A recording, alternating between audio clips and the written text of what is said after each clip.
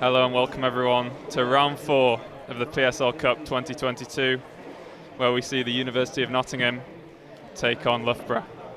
Joining me in the commentary box today, my younger brother, Will Gibbon. Hello Sam, pleasure to be here as always. It's good to have you next to me, bud. So starting us off today, we have the women's number 2 string with Madina Zafar for the University of Nottingham against Maia Pannell for Loughborough. You know much about either of these two girls, Will? Obviously, being at the same uni as Madina, played with her, seen her play quite a lot. Maia's a bit of an unknown quantity to me, never seen her play before in any kind of PSA event, so be interesting to see what she brings. Similar for me, I've not got a great deal of experience with Maia. Second up is the men's number 2 string, Adam Auckland for the University of Nottingham against Mohammed El-Shami for Loughborough. Then we'll kick off with the number 1 strings, Tinne Gilis, Nottingham's girl tonight against Millie Tomlinson for Loughborough, and finally finishing off with Owain Taylor for Nottingham playing Simon Herbert. Looks like we're in for an exciting night of squash. Hopefully we'll see some close matchups. Before we begin, just a thank you to the sponsors, Should be very exciting. Should indeed. We'll go courtside now with our MC. For hosting the events and for funding the teams. So, without further ado, let's get the players onto court. University of Nottingham play Loughborough tonight, and first on court for them, very, very talented young player, currently ranked at 333 in the world. Please put your hands together and welcome Maia Pannell.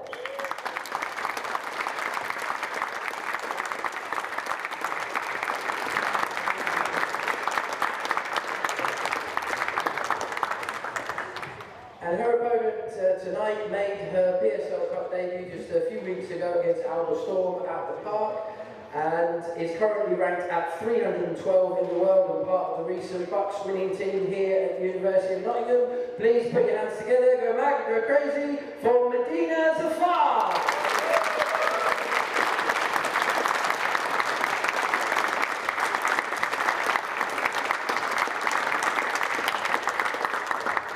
Next lady on court for Loughborough is very much on the comeback trail, currently up 11 places in the latest PSA World Rankings and fresh off an appearance at the Tournament of Champions in New York City. Currently ranked 73 in the world. Please welcome Millie Tomlinson.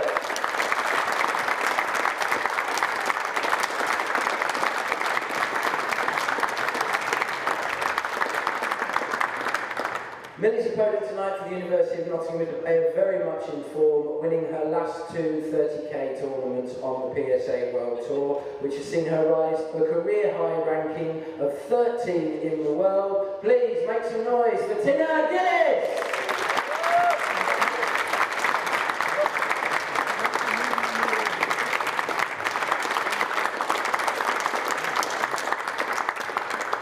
And playing number 2 for Loughborough tonight is a man who has the very impressive claim to fame of once knocking Zafar out of the British Junior Open. Please put your hands together for Mohammed El-Shami.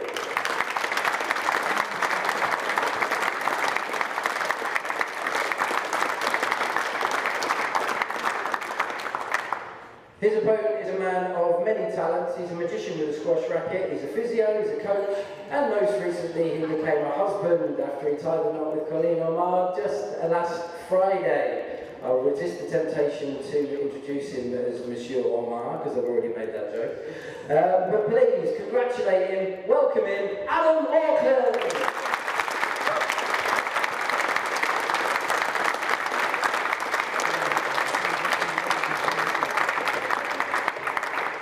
And last on court for Loughborough is a man very active on the PSA World Tour at the moment, with his most recent tournament success coming when he won the Sylvester Trophy in Ulster in February, currently ranked 110 in the world. Please put your hands together for Simon Herbert.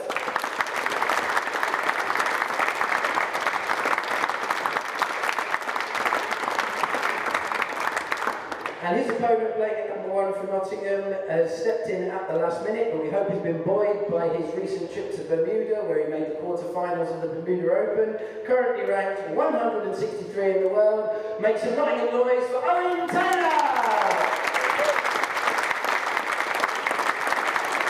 Enjoy the shot.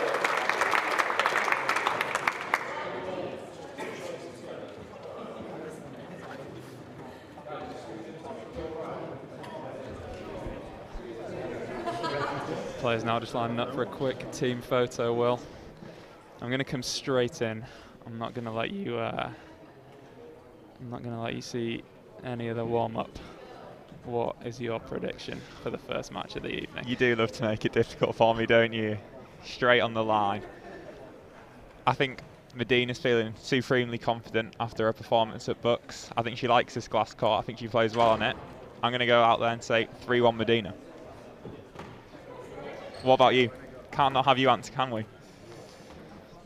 I'm going to agree with you with a Madina win. I'm going to come out and say, I'm going to say 3-love. Going to come out and we're going to see a really, really confident performance from her. And she's going to take a convincing victory here. I think her ranking of 312 not particularly reflective of her standard. After coming to the UK to study this year from Pakistan, she's not been able to play many tournaments between that and with COVID. Her rankings dropped significantly from what was inside the top 100 this time last year. So it'll be interesting to see how Maia responds, really, because obviously she's going to know this. She's going to know that she's quite the underdog, even if the rankings don't say that this week.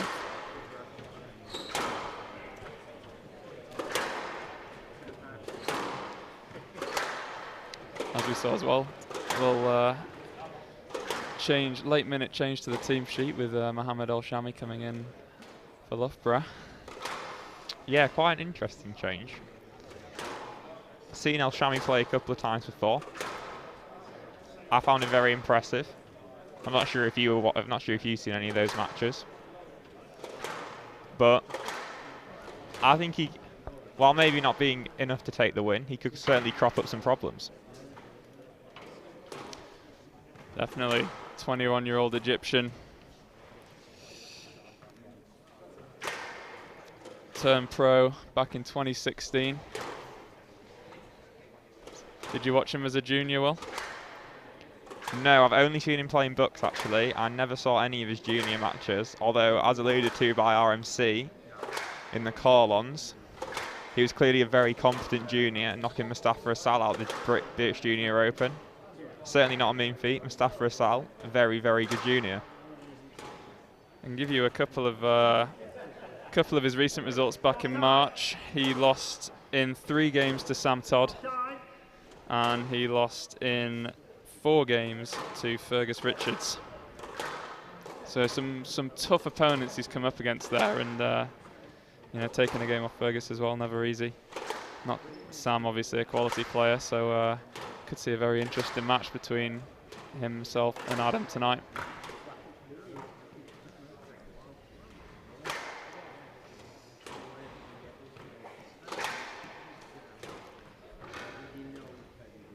I'd like to give a quick shout out to one of the Loughborough boys, actually, who wasn't able to travel up tonight to see the team play, but Ben Merchant, a Loughborough student, wanting to show his support for the team today.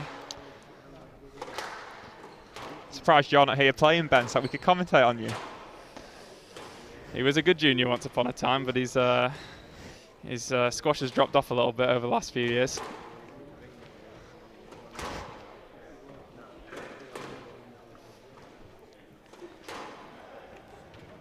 I actually played against him in one of my first ever junior tournaments up at the Northern Club at Gosforth in Newcastle. Played him in the first round of a bronze. Got chopped 3-0. But always remember it was a very enjoyable match. Great fun fact there, Sam. Anyone who beats you 3-0 must be an extremely talented squash player. He was destined for greatness. He never reached his full potential.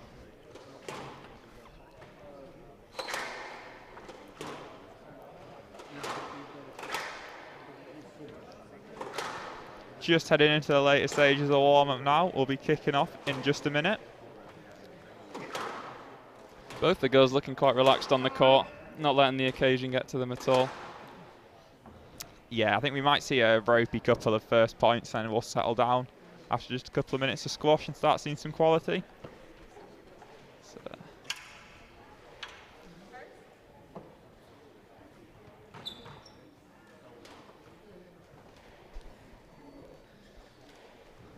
both the girls just collecting themselves before we kick off this first match.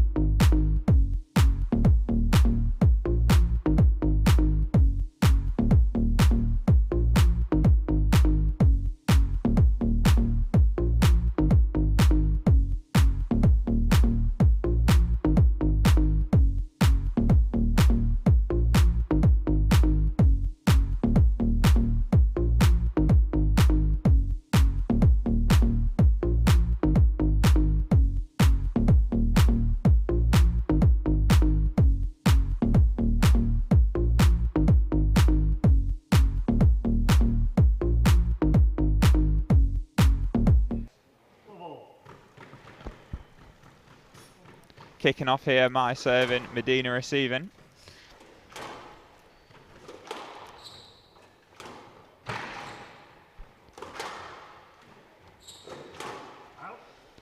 Confident start from Madina, no sign of nerves from her. No. Moving Maia around the court well. First opportunity, she's taken the ball in. Quick attack though, straight back. That'll settle Maia down nicely. Good response. Those short shots are effective on this glass court. The ball stays right up near the front of the court. Yeah, very punishing on the glass court. For our viewers who haven't played on one before, it is a very different experience. You could say it's pretty much a different game of squash on an all glass court versus a normal one. It'll be interesting to see how Maia responds. Obviously, Madina gets to train on this glass court fairly regularly. I don't think Maia has the opportunity to play on an all glass court relatively often. Yeah, we might see her taking quite a bit longer to settle in than Madina, while she finds her range, finds those short balls. Yeah, just gave herself a good opportunity there. Hung in for a few rallies and waited for a poor ball from Madina, and just a nervous error really, that one.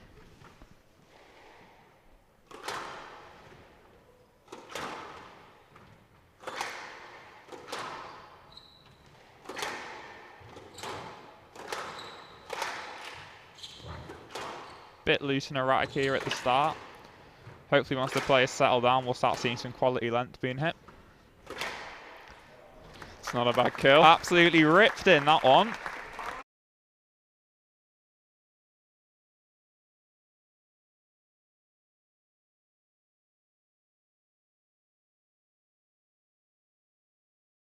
In these opening rallies with Madina.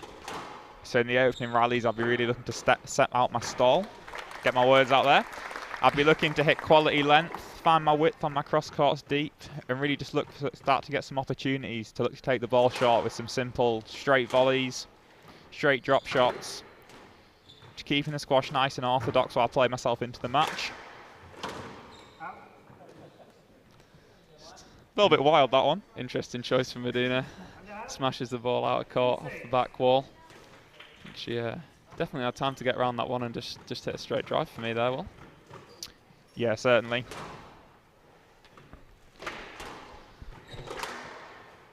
Straight for Nottingham.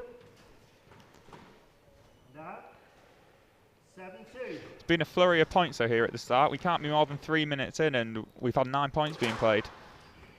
There's no long rallies in this game yet, and that's a good hold in the middle there from Madina, just drawing her opponent forward and pushing her to the back again. Yeah, Maia not looking too impressed with a start. This game's rapidly running away from her. That's going to be a stroke as well. A 7-point lead Madina's raced to here in what's been just a couple of minutes.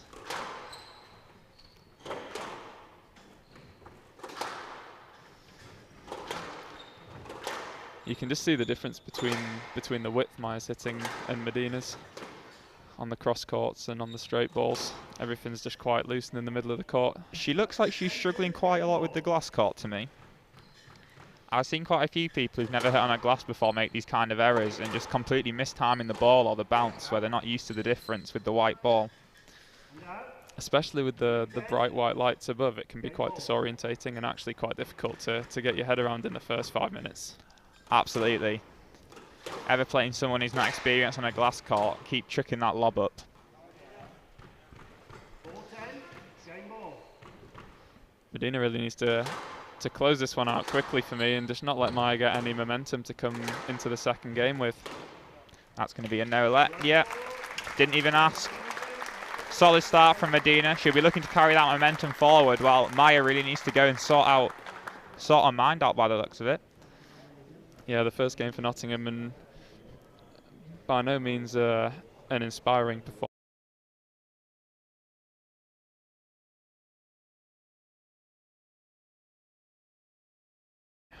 Yeah, it's pushing up the court well. Every time she hit a good length, she was looking to step up, get on that tee, hunt that volley, send it in short. As you saw with the replay there of the winner, she's just a step in front of Maia and just volleying that loose ball straight and short. It's what she's going to come out and look to do again for the next 2 games, isn't it?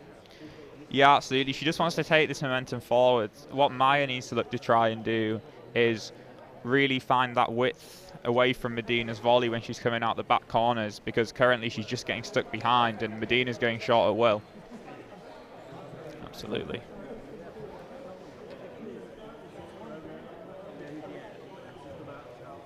And a short time to reset in squash. You only get a couple of minutes between play restarts, so if you get on a bad run like that, it can be a difficult one to turn around and start producing quality squash off the back of a bad first game, really, by her standards, I'm sure. Absolutely. On the left of our screen there, you can see just through the sidewall in the green and gold, Mark Fuller, UON, head of squash and team manager for this PSL team. And also Madina's sister, Faiza Zafar, just sat on the bench having a chat with her between games. I think they're saying, Will, just good work, more of the same. Yeah, I don't think they'll have given her too much specific advice between those two. There's no need. You don't want to complicate things for her. You just need to tell her to go out and keep pushing, keep forcing her game. Absolutely. 15 seconds. So Madina back on court first here, looking to get things going again quickly. She wants to be serving as soon as possible, doesn't she? She can't wait to get into this second game after that start.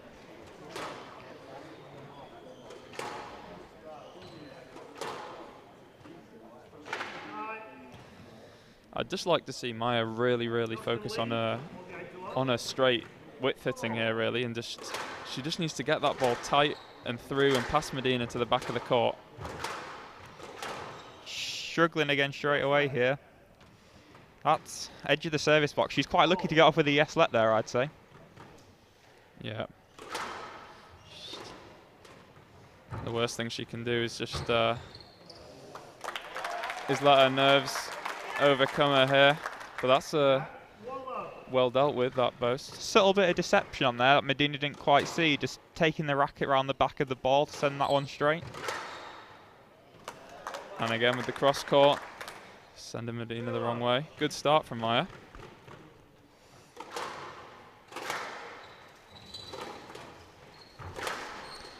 Clear from those couple of points, Maia likes using a bit of hold or deception, so Madina really needs to take that mid-court away from her when she's got time. Yeah, absolutely. Can't be giving her time in the middle.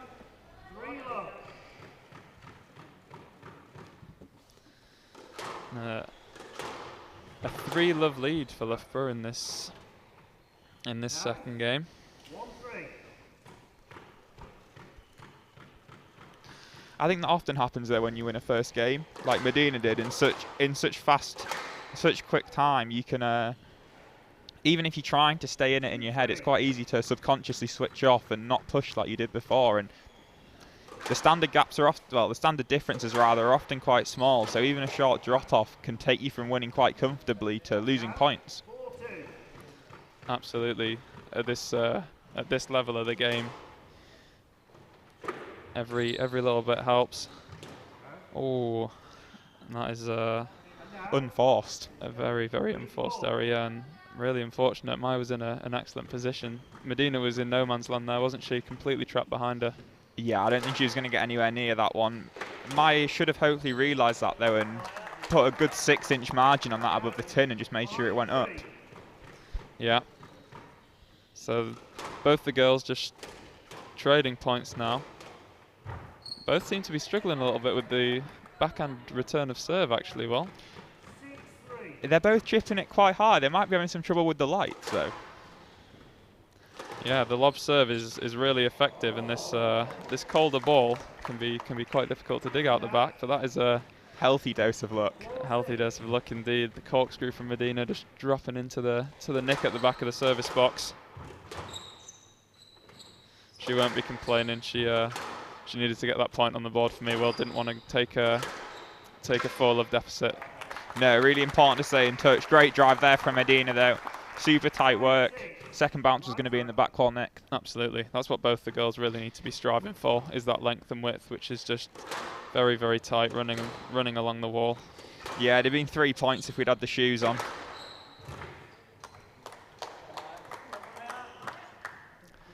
Court looking quite dead out there. Both the girls struggling to get forward to some of these lower kills. Yeah, I think the short rallies really aren't helping. I think that ball is going to be quite cold, so definitely whoever gets the opportunity to attack well first can really capitalise on the ball condition. Absolutely. I think the unforced errors going short or lack thereof is going to be a really, really important determining factor here today.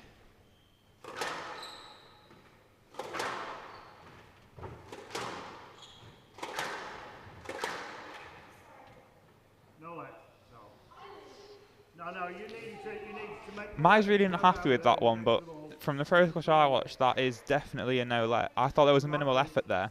Yeah, her effort to go around was... There was a definite lack of effort to go around, and Madina's shot quality was actually quite high, the ball dying away into the back of the court. Yeah, it's not 90s reffing anymore. It's not. There's no cheap lets these days. A little bit of contact, it's a no-let. Absolutely. And Madina now leading in this second game for the first time. Yeah, finally got our nose in front. I can certainly see it closing this one out. Maia seemed to get really shaken by that decision, and it was a return of serve into the tin. So, and what we can see in this this last kind of third of the game so far is that everything that we've been saying the two girls need to do when it's been nip and tuck, Madina's just really come out and started hitting good, tight, straight lines. And she's gone from 3 points down to 3 points up. I think it's difficult to overstate at this level how much extra experience playing professional matches, potentially televised matches, glass court matches can have on the game. As we said, it's such a mental battle at pro levels, and whoever's got the momentum's winning the points. And it's all about dealing with these tricky situations that don't necessarily crop up in your normal friendly match as well.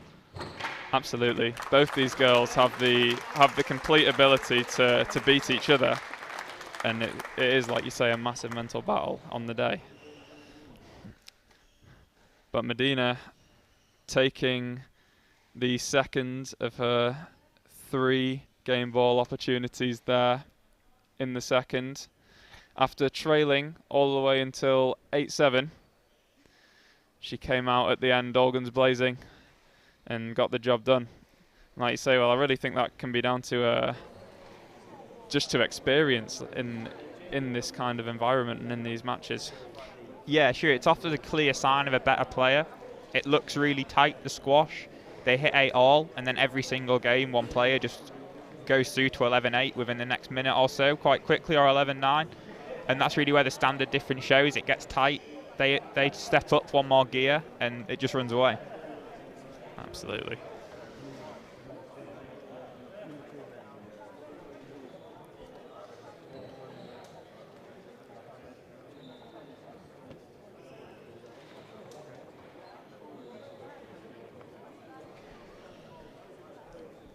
A constant in the Loughborough team sheet this year, Will, who's not out tonight, Allpress, recovering from recent injuries, but back on the pro circuit again.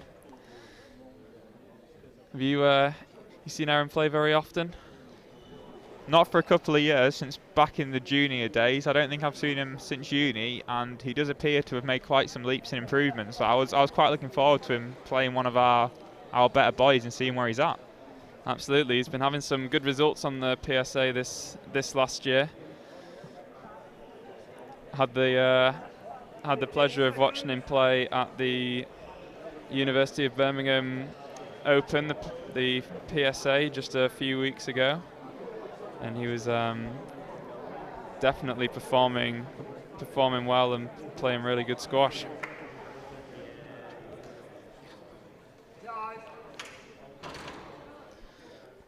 Heading back to the present here, just getting ready for a third game. Do you think Maia can reverse the tide, or do you think this one's going to be a foregone conclusion? It's going to be Madina racing off to a 3-love victory in what is really quite a short match for pro levels. I think if Loughborough were able to field the PSL team again next season for the league, I think we could definitely see Maia coming back and really challenging for this third game. But from what I've seen today, and as it stands, I think Madina's just going to be a little bit mentally tougher, and she's gonna take this third game.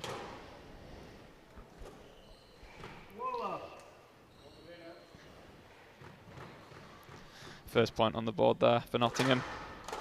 Yeah, certainly seems more of a mental-based performance deficit rather than a technical one. So another year of experience, another year playing pro, she could really see large improvements. Yeah, absolutely. Madina's been dealing with these loose balls into the middle really well all match. She's just stepping back, taking her time, and drawing Maia forward, and then really creating that space at the back for her to drive into. Very effective way to deal with that. Safe as well, low margin for error. Cleaned up a bit this rally. Absolutely, I was just about to say this is really good from both the girls. Running it nice and tight down that backhand side wall, and Madina getting the better of Maia in that rally, but I'd like to think that it could have gone either way, that one.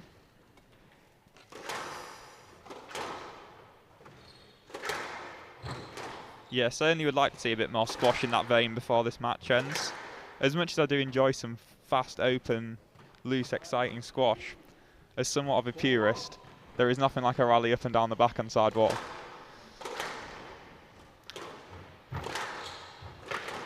Absolutely, one of my favourite players to watch, actually, Nicholas Harbour, currently up studying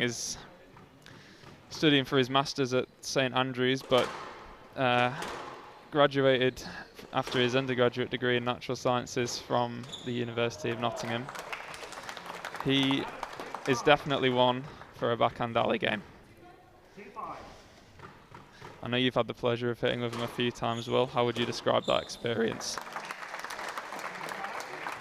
I moved my mental vision of where the tee was into around the backhand service box. He does not enjoy much play away from that, and he loves a 40-minute length game in training. And in his match.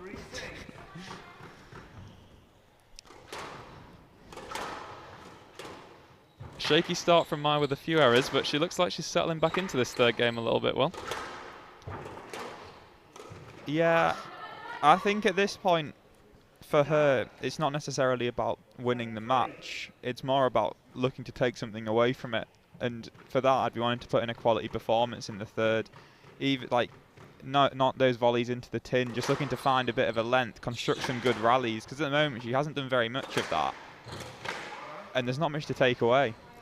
No, like you see there, it's not a particularly great cross-court from Madina. That Maia's taking it at the edge of the service box, but she's so desperate to do something with it that she's just snatching and rushing her shot, and she's just ended up hitting quite a poor unforced error into the tin.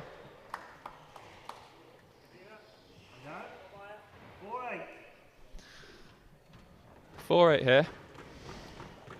Madina's just gonna want to stay calm and stay focused and get the job done. At the moment, Maia is losing this game rather than Madina having to win it. Yeah, Maia's consistently hitting quite a lot of errors every game. We've probably seen 5 or 6 errors every game, so Madina doesn't actually have to win that many points here to win each game, does she? Certainly one not to do for the squash player, giving away points. I think it's fair to say that we're all guilty of that.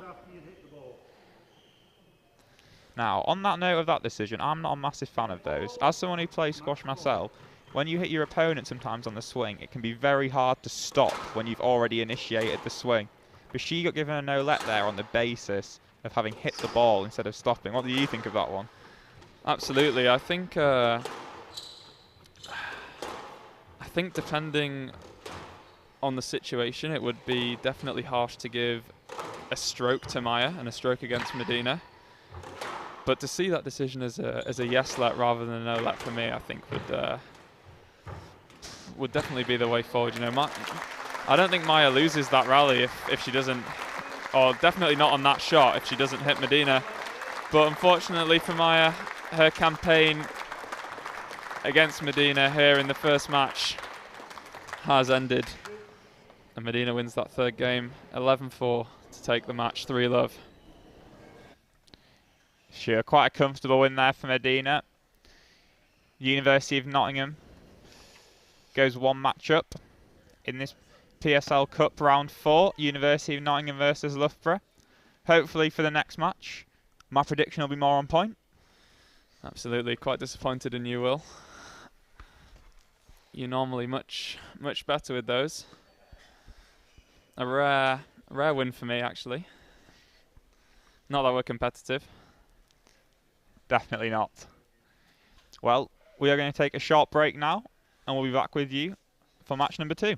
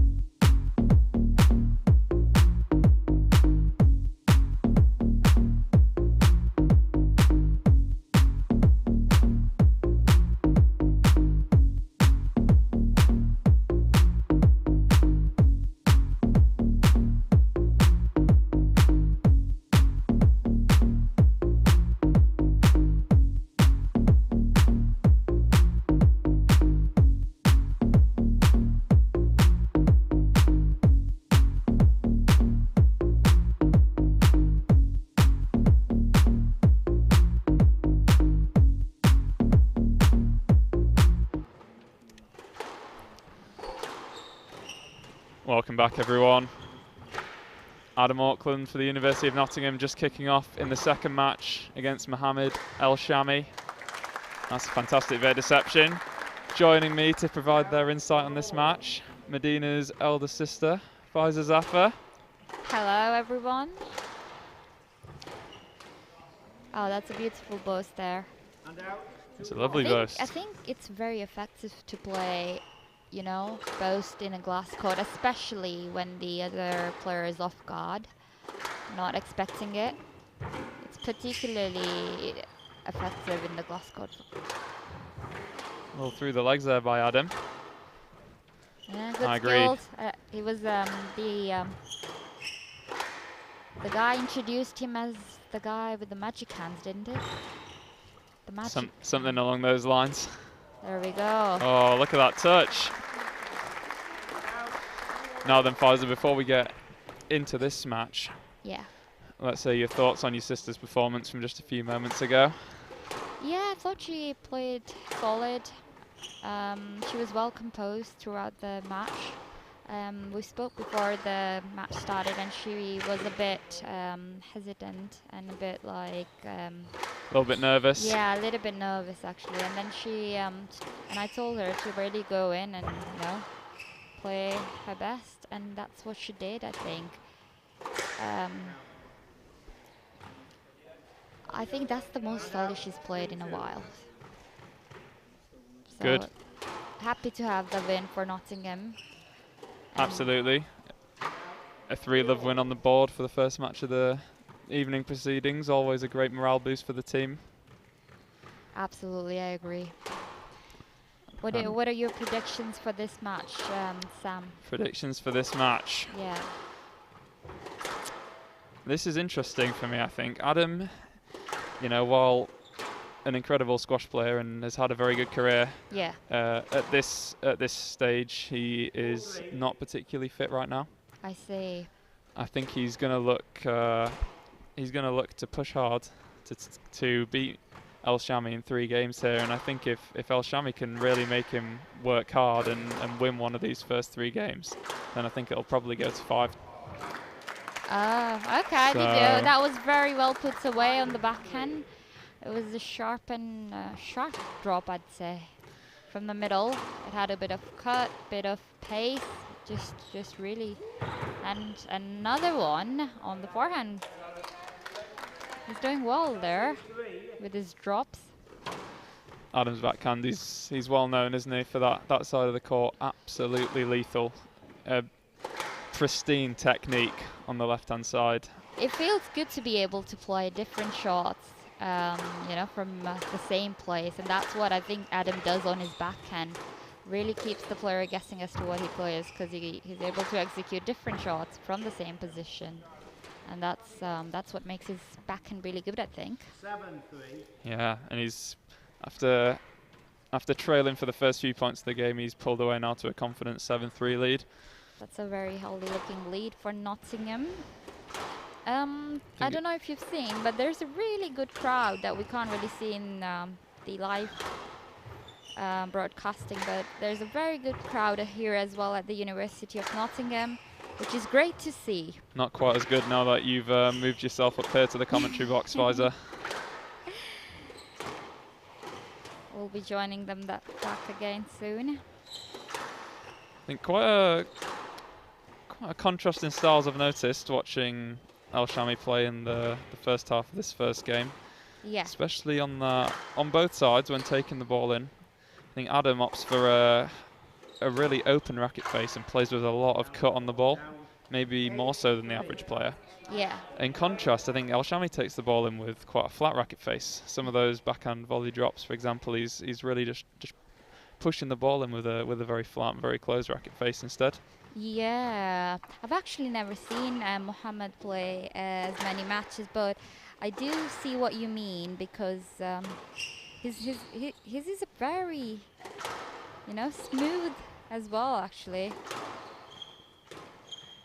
All right. Loose ball there, just getting caught and stuck behind.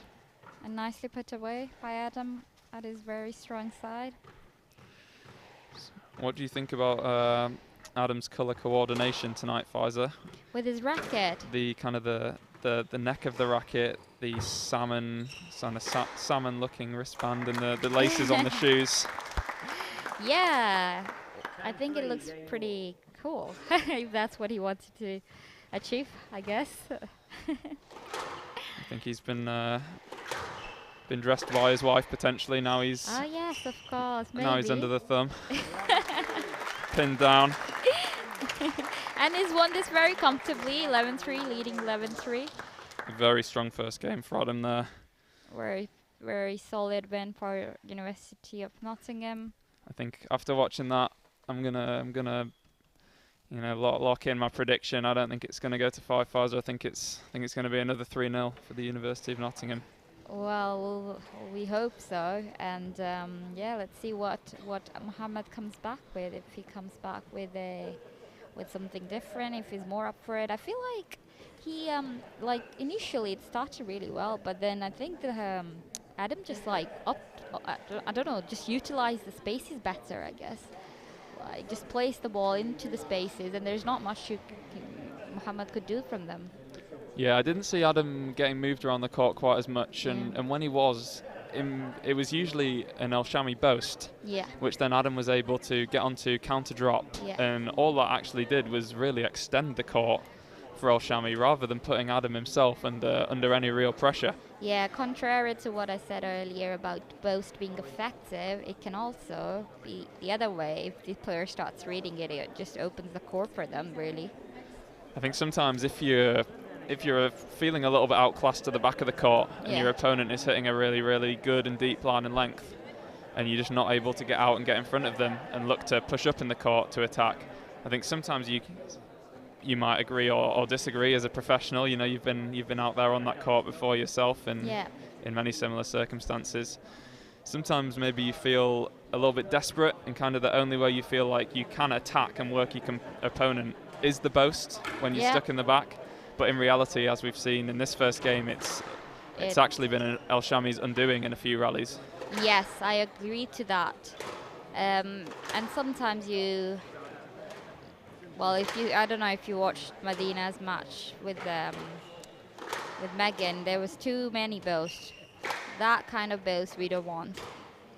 So yeah, it's a good shot. It's a good way to get your player moving around, but if you overplay it like any other shot, it can really not be very effective.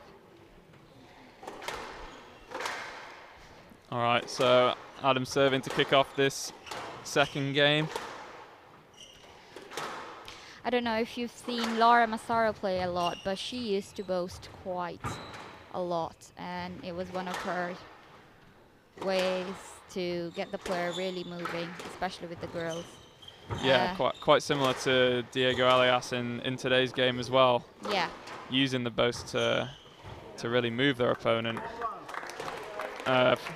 Few trick shots there from Mohammed in that first rally. Missed it by an inch, but yeah, it would have been a really good trick shot.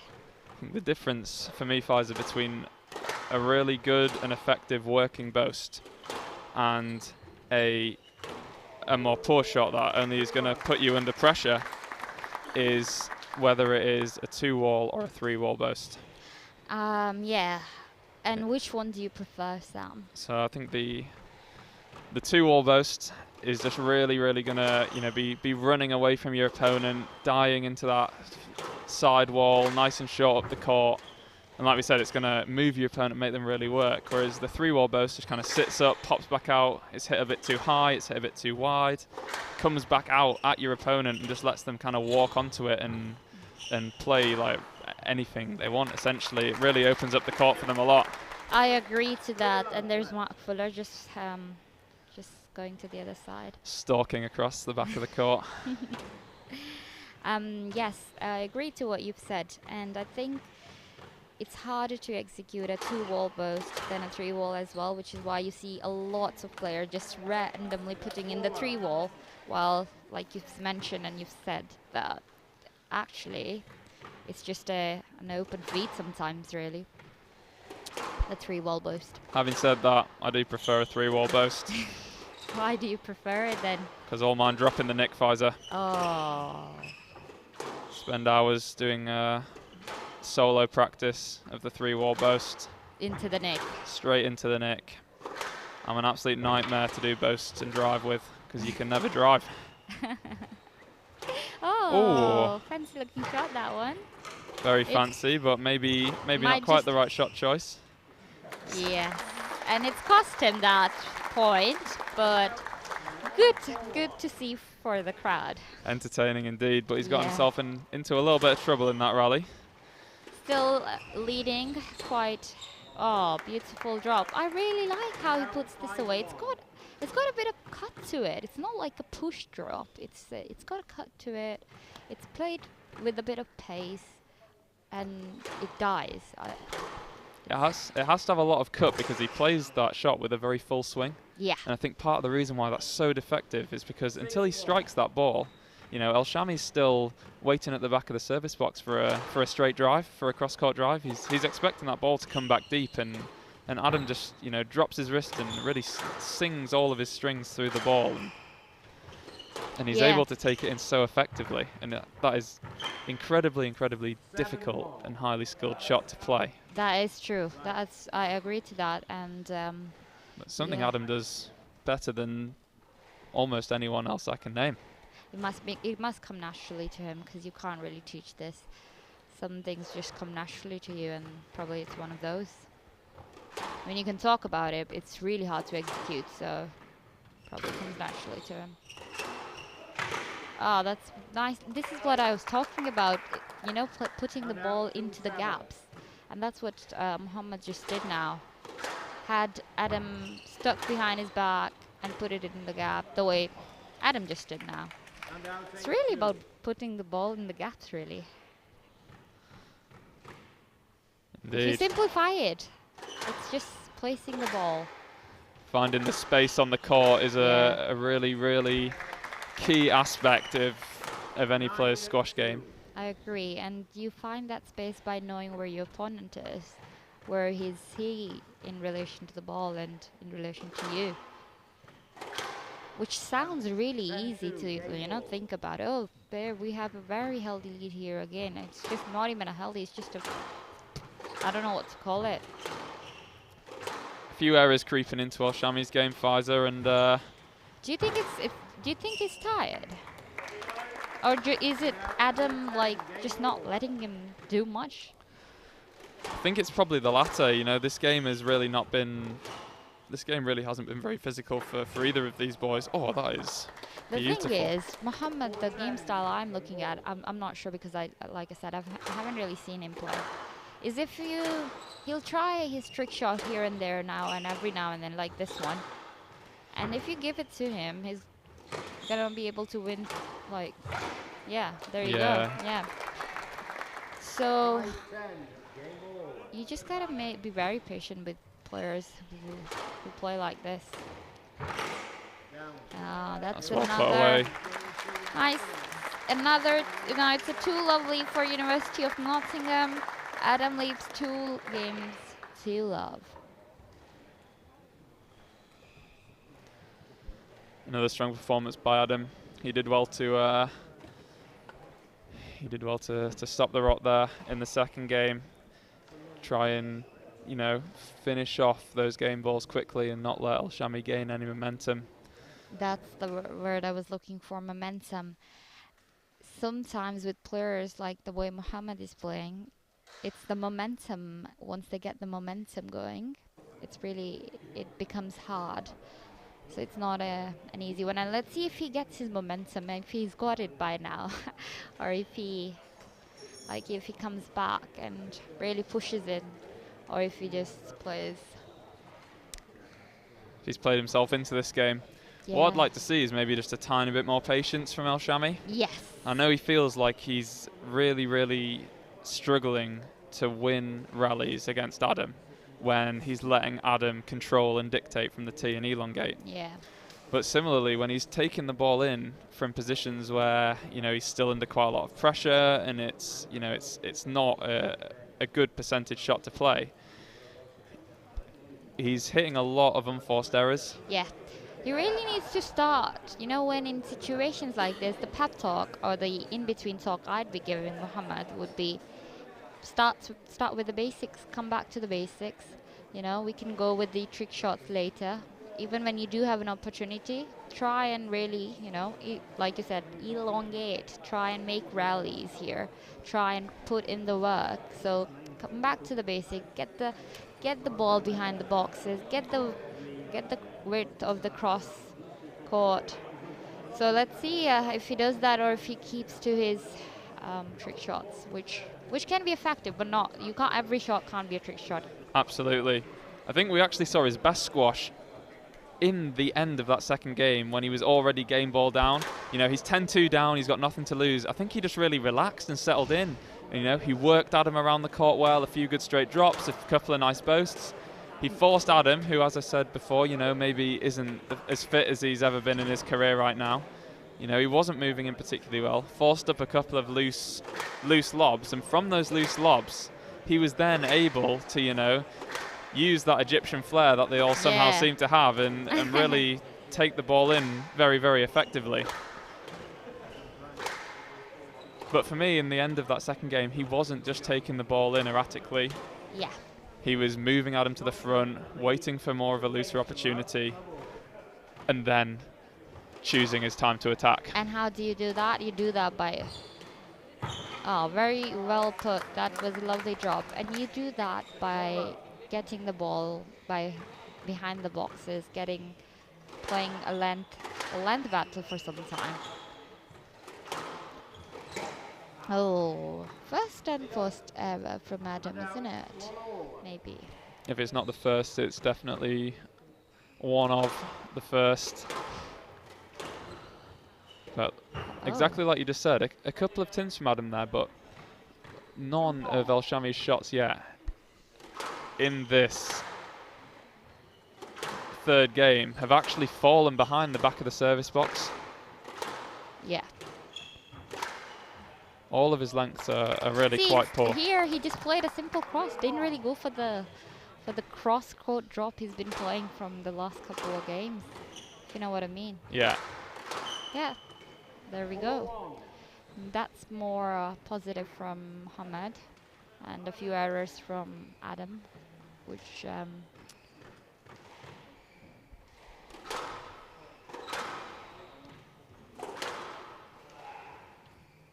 5-1. So El Shami running away to a 5-1 lead in this third game. Oh. Adam responding very well with a cross-court nick off the serve. I think you definitely need to have a few of these nick shots in your bag just to get back into it, because sometimes you need them like this. Yeah, that was a really important point for Adam to get on the board to keep him in this game. And you know, El Shami looking a little erratic in this rally again. But also he looks more, you know, physically active. I feel like he's gained a bit of momentum we were talking about. He's still got a lead. It's still got a 2-point lead. Let's see if he keeps it or if Adam brings it to a tie. Trying to be a little bit fancy with the ball again. Oh. Lucky one, I would say, for Adam, for Mohammed there. Gives him a 3-point lead.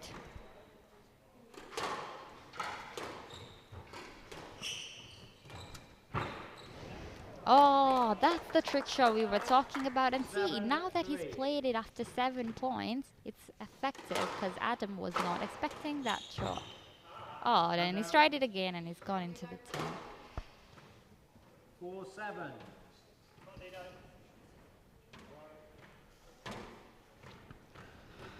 Sam. Yes. You seem to be lost. Are we getting some good comments in the chat box? I've had my eye drawn to the photographer in the front right corner.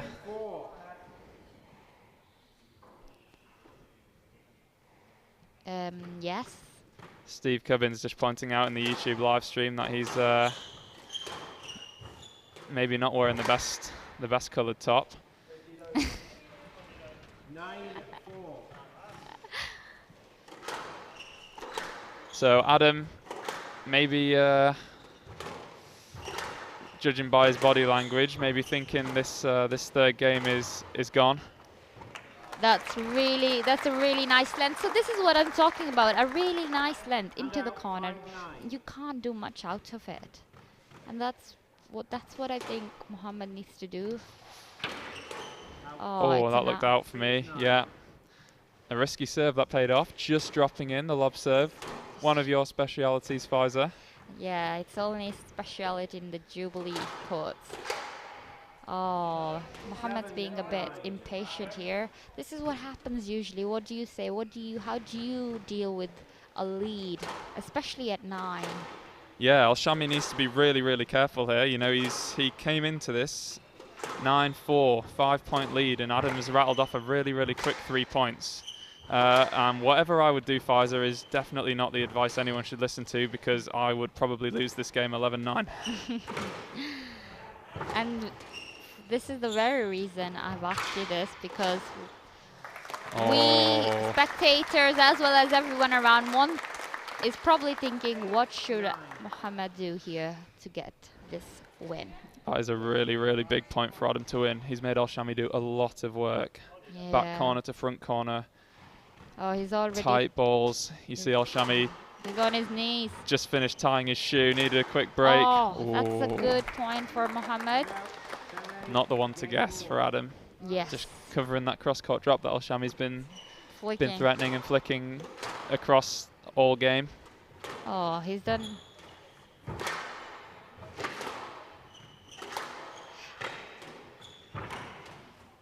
I feel like if you play, see again, just a nice weight. Beautifully weighted length, wasn't it? Exactly, and that's all you need at times, and that's all you need. I think people underestimate how important the length is. Absolutely. So from 9-4 up, Al-Shami Oh, he's gone for it. He went for it. Oh, has hit a cross-court nick attempt into the floor I feel like he's gassed out. on his last game ball. Oh, he's already on his knees. So. I think that rally at 8-9 was absolutely crucial for Adam, and even though he lost that next rally with a great hold and straight flick from Al-Shami. Another error from Mohammed. I think Mohammed here is thinking, I really don't have another one in my Another game in his legs. He And doesn't that's- have enough in the tank. No, he doesn't have enough in the tank, and that's what he's thinking about. But here's an advice I would give to anyone who's listening and wants to: do not think about the next game while you're in the game you're playing, because You'll you find get- a way to get through you it. do, and that's how you build your willpower. So let's see if Mohammed. That's a nice drop from Adam. 12-10 in the third. A great comeback in the third game for Auckland. That's a 3-love win for University of Nottingham again. He must have known I had money on that match. My 3-love prediction coming up top again. And that is now a 2-love lead to the University of Nottingham against Loughborough in this 4th round. Next up is the girls, which is Tinne from University of Nottingham.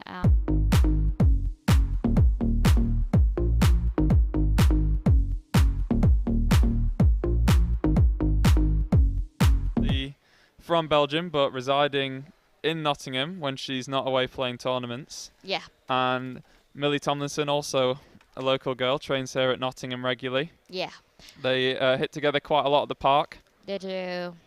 And I don't know if you know, but also doing a law degree, I think, in Masters in Law. Is she? Yes. Where's she doing that? Do you know? I think it's in Trent, but I'm not 100%. But yeah, so it's good to see. Good. I think she was probably doing it during COVID. She might be done with it now. That's when I last met her, and she was struggling with her injury back then, but now she's good to go. She is, yeah. Millie's ranking not quite up where she's been previously. You know, Yes. maybe kind of like 20, 25 ranking points behind where she'd like to be right now in the world.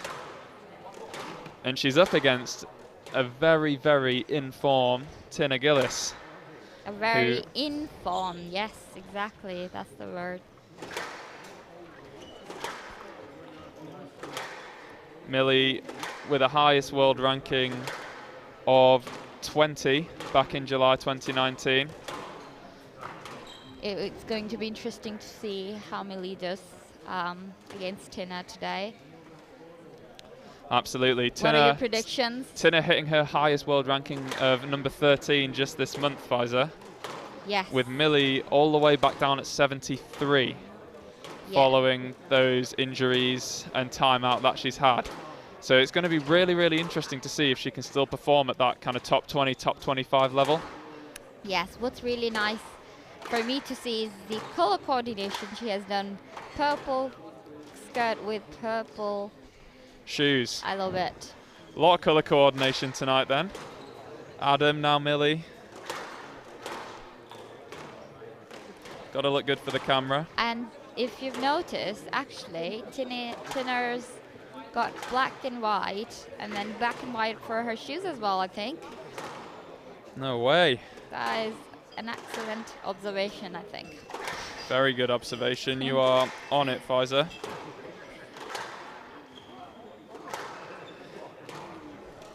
Now then, my 3 love predictions have been haven't failed me so far. Yeah, they are. So to the possible dismay of any Loughborough listeners watching, I've not been wrong so far. The Oracle has spoken. I'm going to go for a third 3 love to the University of Nottingham. What are your thoughts on this one? Yeah, I'm going to predict a 3 love for Tinne as well. She's in form, she's playing well, and yeah, it's going to be interesting. I would really, really love to see Millie come out here and give us a really, really strong performance that she, like in the squash that she knows she can play, in the squash that she's played in previous years. And contrary to the last 2 matches where we've, kind of had 2 underdogs, and I would definitely describe Millie as an underdog again in this match, but a much, much more experienced one. She's represented at the highest level. Yeah, I don't think she'll be under any pressure really, because she knows that she's up against Tinne, who's been playing well on tour. She's just come back from injury as well. So I don't. If it was me in Millie's spot, yes, I would definitely want to win, but I won't put myself under a lot of pressure to do. It's different in team games as well, because you want to do it for the team, so there's an additional motivation as well. But yeah, it's going to be interesting to see what happens. Absolutely. Squash, as we know, a very, very individual sport, but I think team squash really brings out the best in players. I play well in team squash, and I really enjoy it then. If the biggest match I won in team squash was for a position match in South Korea, actually, in juniors. And yes, my match was the deciding match, and it was a 3-2, but I won that one. So I don't think I've ever lost a deciding match in team squash.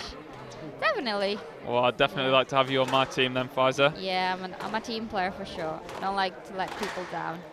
And you and Madina this summer, hopefully, will be representing Pakistan.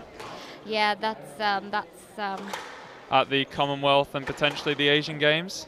Hopefully that's the plan, and they haven't announced the squad yet, the Pakistan Squash Federation. But yeah, we're going to Pakistan to the training camp, and we'll see. Hopefully, get your name on there. Definitely love to see you playing. Yeah. So my question to you then, Pfizer, having represented your country and had the opportunity to play in some fantastic places, what's the highlight of your squash career? If there's one match in your career that you wish that you could play all over again, what match would it be? It's difficult to jot down, but if you can't pick one, can you give me a top 3? I think I really enjoyed representing Pakistan in the Commonwealth in Australia, and my first match was against Donna. Donna Lobbin? Yes, so she was home favourite. It was my first ever time to play on the glass court with the pink lights, and and first ever time to play on the glass court in such a big event. So I think if I could go back in time and play that, I would play that differently, and yeah, maybe enjoy that occasion and the cherish that opportunity better. That would be amazing. If I'm not Yeah. mistaken, the 2018 Commonwealth Games were in the Gold Coast. Yes. Not the worst venue you could have gone to, is it? No, definitely not. And the Glasgow was amazing. The place was amazing, and that's one thing I would like to go and do again. Would you say that's kind of the most media-focused event you've been at? Obviously, the Commonwealth Games is a huge, huge sporting event, not just for squash, but for sport in general. I agree, yeah. It must have been an incredible experience. It definitely was, and hopefully I can play again this year as well. Looking forward to it. And so are we. But back to the match at hand now. Tinne Gilis just kicking off this third match of the evening. Serving against Millie Tomlinson.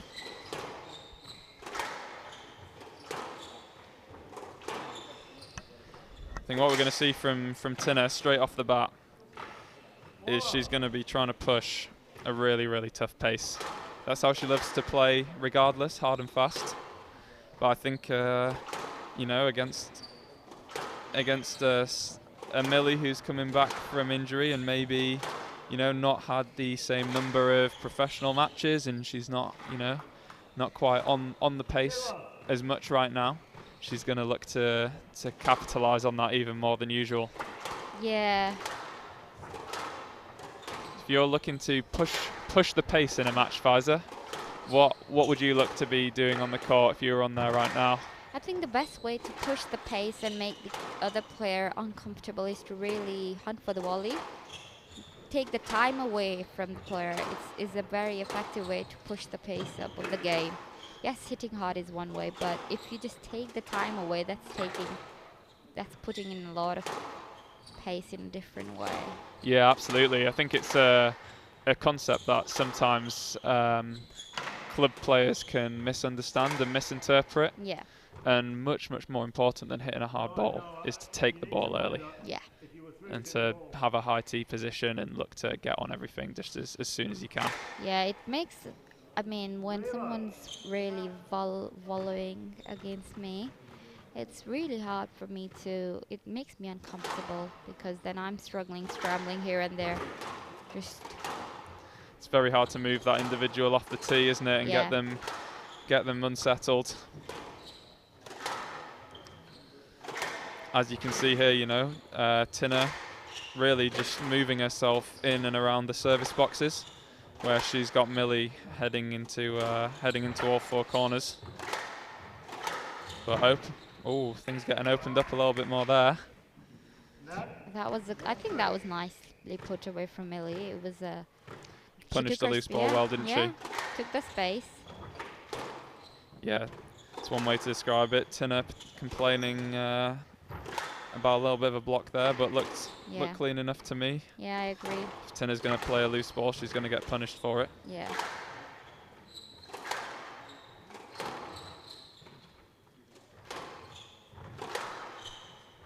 I think Millie's settled in better now.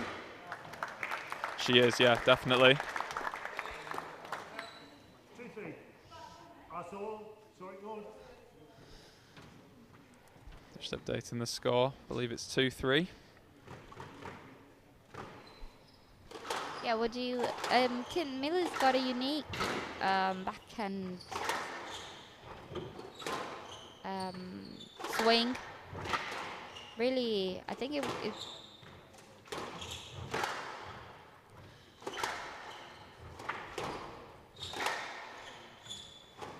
Neither of these girls for me have the most orthodox technique.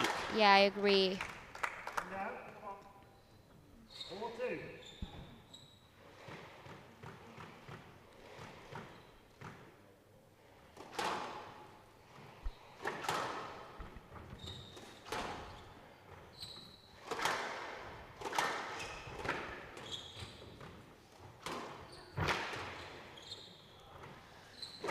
great lob out of trouble there from Tinne.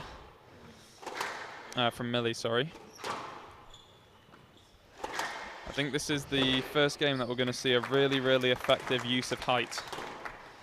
Yeah, I agree. Especially at the professional level, you see players use a lot of lob to get out of trouble, to change the pace a bit, to add variety to their shot set.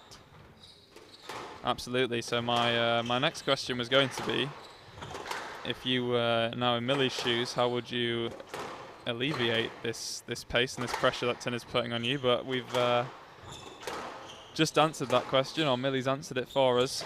She's, as we said, definitely going to be looking to play the straight lob, the cross-court lob, get the ball up and out of Tinne's reach, get her off the tee. Yeah, thinking for that to do that, you have to be patient. So I think a lot of players miss in trying to win points, in trying to, win the rally. I think you gotta be patient as well, and I think Millie's doing that so well. Maybe a little bit commentator's curse there, Pfizer. Oh my goodness. Yeah, because I was hoping that Muhammad would do that, but he didn't. So yeah, it's good to see that Millie's trying to go on those lines. Oh, that's a nice cross from Tinne. 7-3. A really difficult whip to deal with. Just dying away into the side wall. And after what was really quite a positive start from Millie, a healthy lead opening up for Tinne in this first game.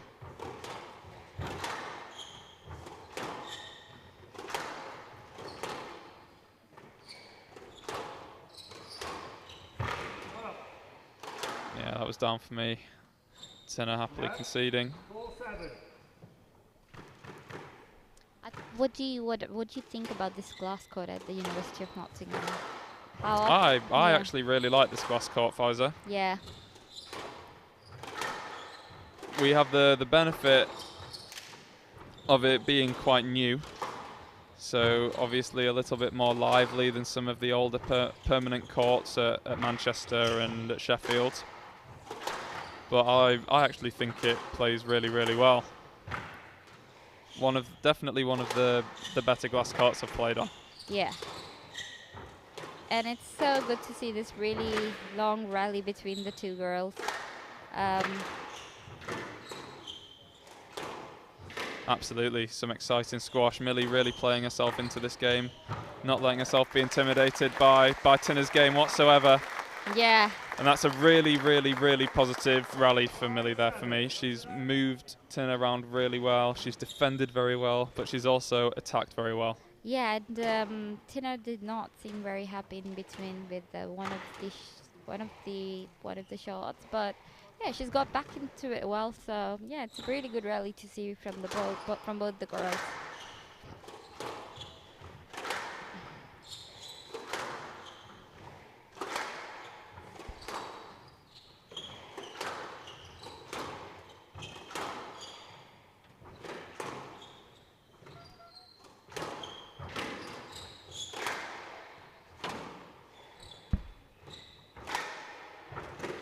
Could be trouble there for Millie. She's been defending a few balls in a row.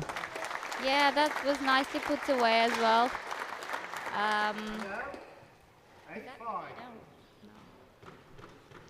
I think I just see food. Are you hungry? I'm hungry. So Tinne leading 8-5. Good 3-point lead. So yeah, like we said about the lob, which Millie is using really well. Oh, she read that well. She did. Millie coming back strong here in the business end of this first game. Yeah. 6-8. Only 2 points behind. This is a very important rally for Millie if she wants to stay in touch with Tinne here and stand a real chance in this first. She needs to play this well for me.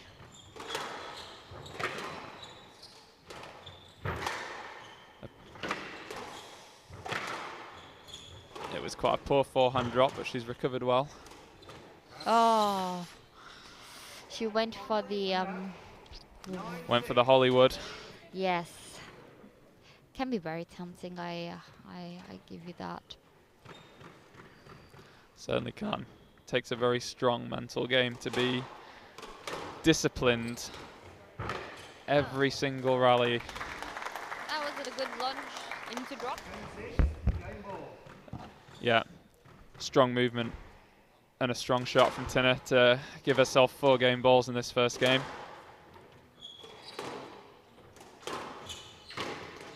She's playing some tight lines here on the backhand side.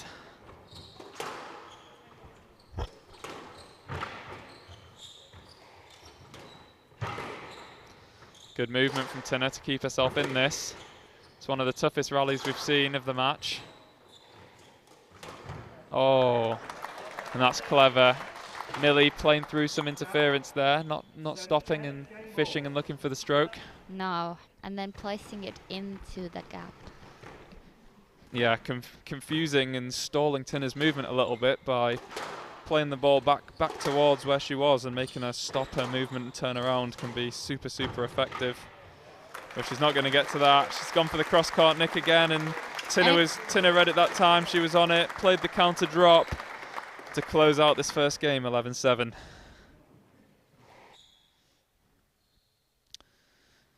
So the University of Nottingham 1 game up in this third match.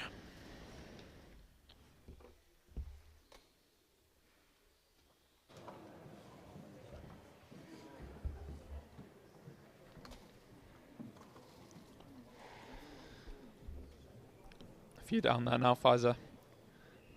What kind of advice would you give to Millie between these 2 games? She's, you know, she's played well there in that first, and she kept in touch with Tinne for stages of the match, but almost seemed to lose focus in other stages. It was, you know, it was very even, and then we'd have a kind of a flurry of points from Tinne, and then it was quite even again. How would you try and coach Millie?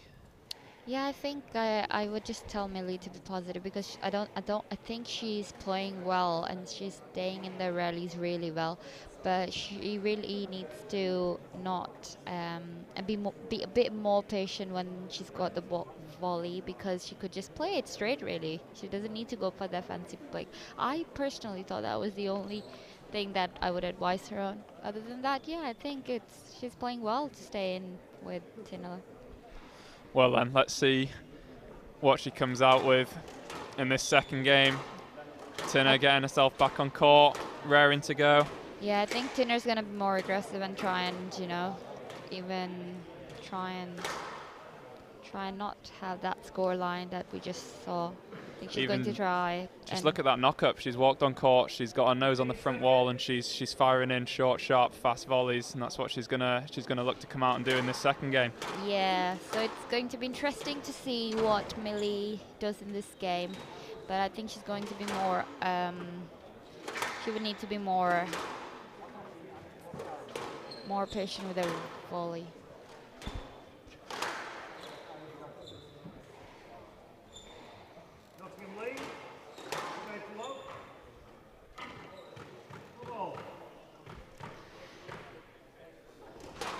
Second game underway here, and it's something rare in squash, but we see a bit more often in tennis, an ace. Millie just whiffing that serve off the sidewall.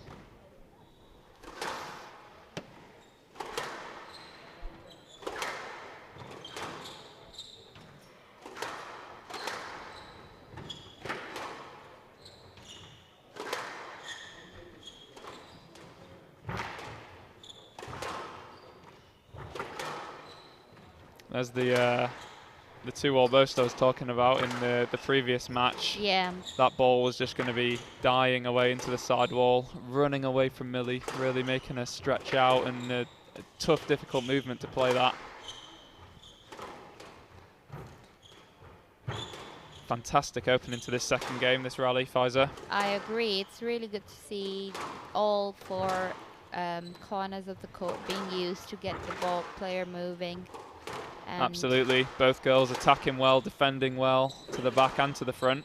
And this is going to be a tough rally, so it's going to be crucial who gets this point. Oh, Tinne's made the lead. And she's not poor, happy with it.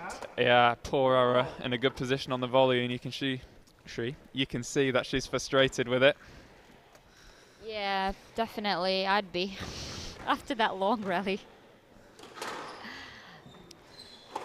She needs to stay positive here, though.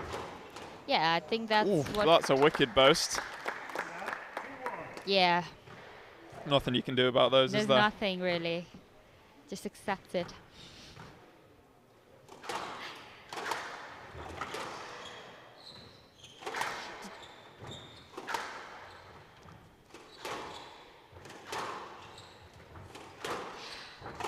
I think Gina Kennedy uses a lot of boast as well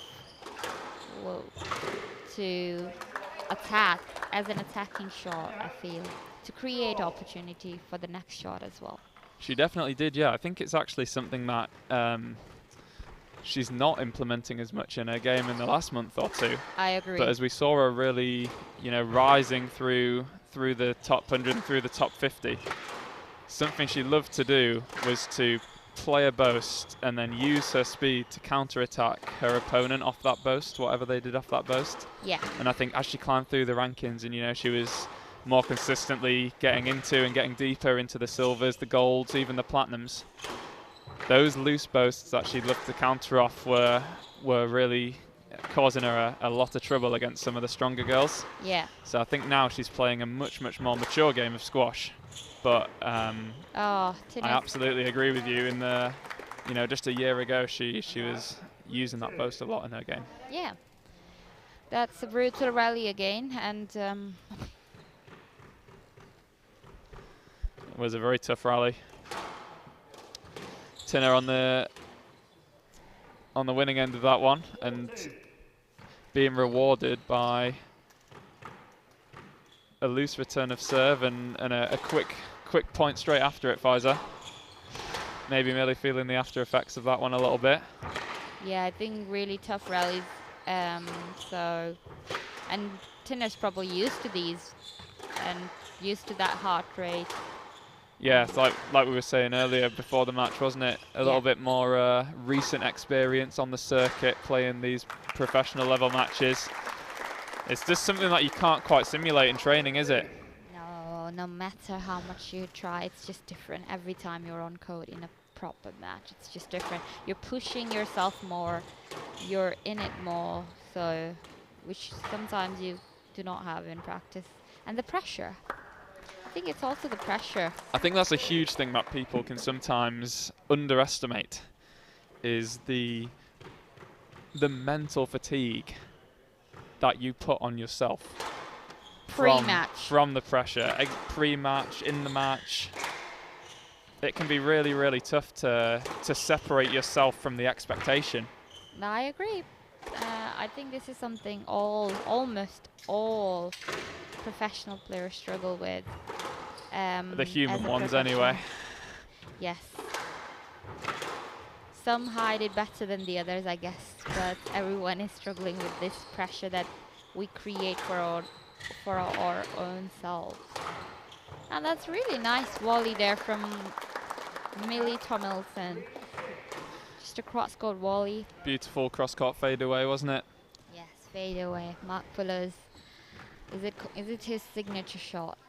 It's one of his signature shots. Plays it very well.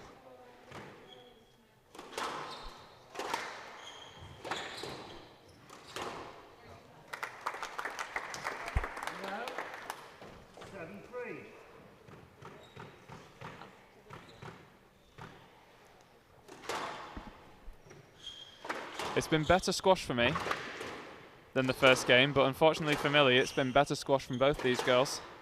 Yes. I think both of them have come out and upped their game a little bit again. And we're looking at kind of a similar scoreline to the first, but these rallies are definitely the best match of the evening so far for me, Faiza. Some sensational rallies tonight. Yeah, I agree to that. I think both the girls are doing really well in terms of constructing the rallies. And that's the difference you see between the girls who are playing now and the girls who played in the first, is the difference of how they win the points. It's not just erratic shot here or there. It's constructing these rallies and winning off. What do you think about that decision, Pfizer? What was it? It was a yes let given. Yeah, I agree. It was a yes let. Just for a bit of safety. Yeah. It was definitely no let, but could have been a stroke. Oh, that was a tight. She's done very well to play that ball, actually. Yeah. Impressed that she's not stopped for the stroke there. Kind of got a racket caught on Tinne a little bit and then brought it through and managed to play the ball, even though it was very tight. Yeah, I think this is what I've seen in Millie's game. She plays through the balls. She's not really looking to... She's not fishing real much. Going back to that first decision, though, for me, Pfizer, if the explanation from the referee isn't just a bit of safety, you know, Millie not sure if she's going to hit Tinne on her swing there. If the referee deems that she can play that ball, then it should be a no let. And if she can't play that ball, then it should be a stroke. Yeah, I think... do you see that kind of refereeing at PSL level as well? Absolutely, we've got top level referees here. Okay, that's good to see. John Mazzarella tonight. Well, then I'm happy with the decision then. You know, you gotta keep your trust in the. Oh, it's a 10-4, but like you said, the scoreline really doesn't reflect the quality of the squash we've seen, does it? Doesn't do justice to the. Millie playing some really great squash, but just struggling to produce the end result in these rallies, isn't she? Yeah, and I think this is good for her to get back into. Tinne, incredibly tough player to break down, and also showing us this evening that she can put the ball away just as well too. So a comfortable looking 11-4 there. Never felt Tinne was under any real big problems in that game. You know, the rallies were long, the rallies were tough, but she upped her level just as Millie did and was getting on top when it mattered.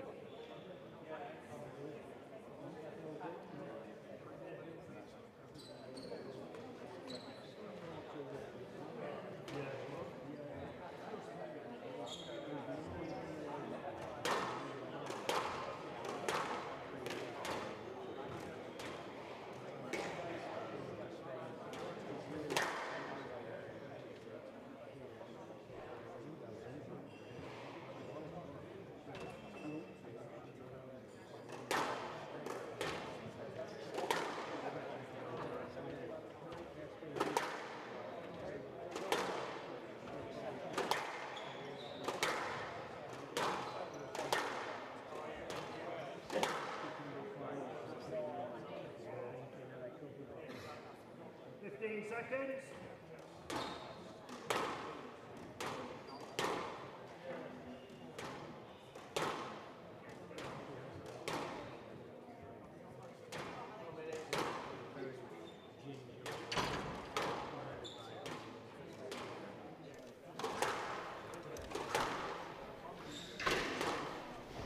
Such an intense match that Pfizer's had to get herself a sandwich.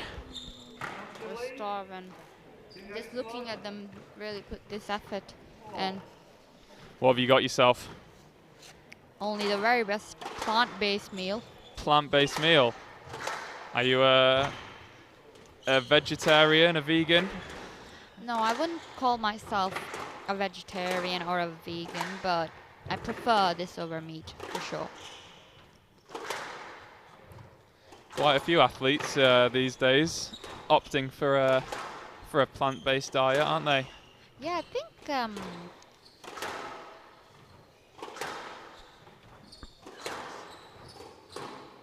James Wilstrop's he's a vegan, if I'm... Is he? James Yeah, Wilstrop? he's always been a vegan, I think, as far as I can recall. Do you know if Vanessa and the kids are as well, or is that just James? We'll have to ask James about it then. Next time I see him, Pfizer, I'll make sure to mention it and let you know. Well finish from Tinne.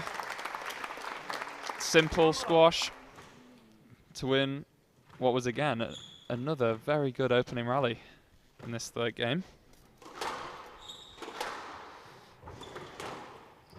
I really, really hope Millie can get herself into this. It's been great squash so far. I'd love to see a few more games of it. Yeah, so he transitioned from being a vegetarian to a vegan. Is this James? This is James Wilstrop. And we have a few other players on tour who are also pursuing a plant-based diet. Yeah, definitely. Tinne again there, just showing a little bit of frustration at Millie's movement off the ball, but a very rare thing to see in the professional game, a serve out of court. You just can't be throwing points away like that at this level, can you? No, but with the lob serve, there's always that chance. Would you say that the benefits outweigh the risks, especially on this glass court with the white ball falling from the bright lights? It can be a very difficult serve to deal with. I agree, but at the professional level, as you've said, you're not going to really win off the serve unless they obviously hit a nick off it. But so I think the risks outweigh the benefits. So you personally would opt not to hit the lob serve then in your game? Tinne just striking the ball out of court there. Neither of these girls want to win the match.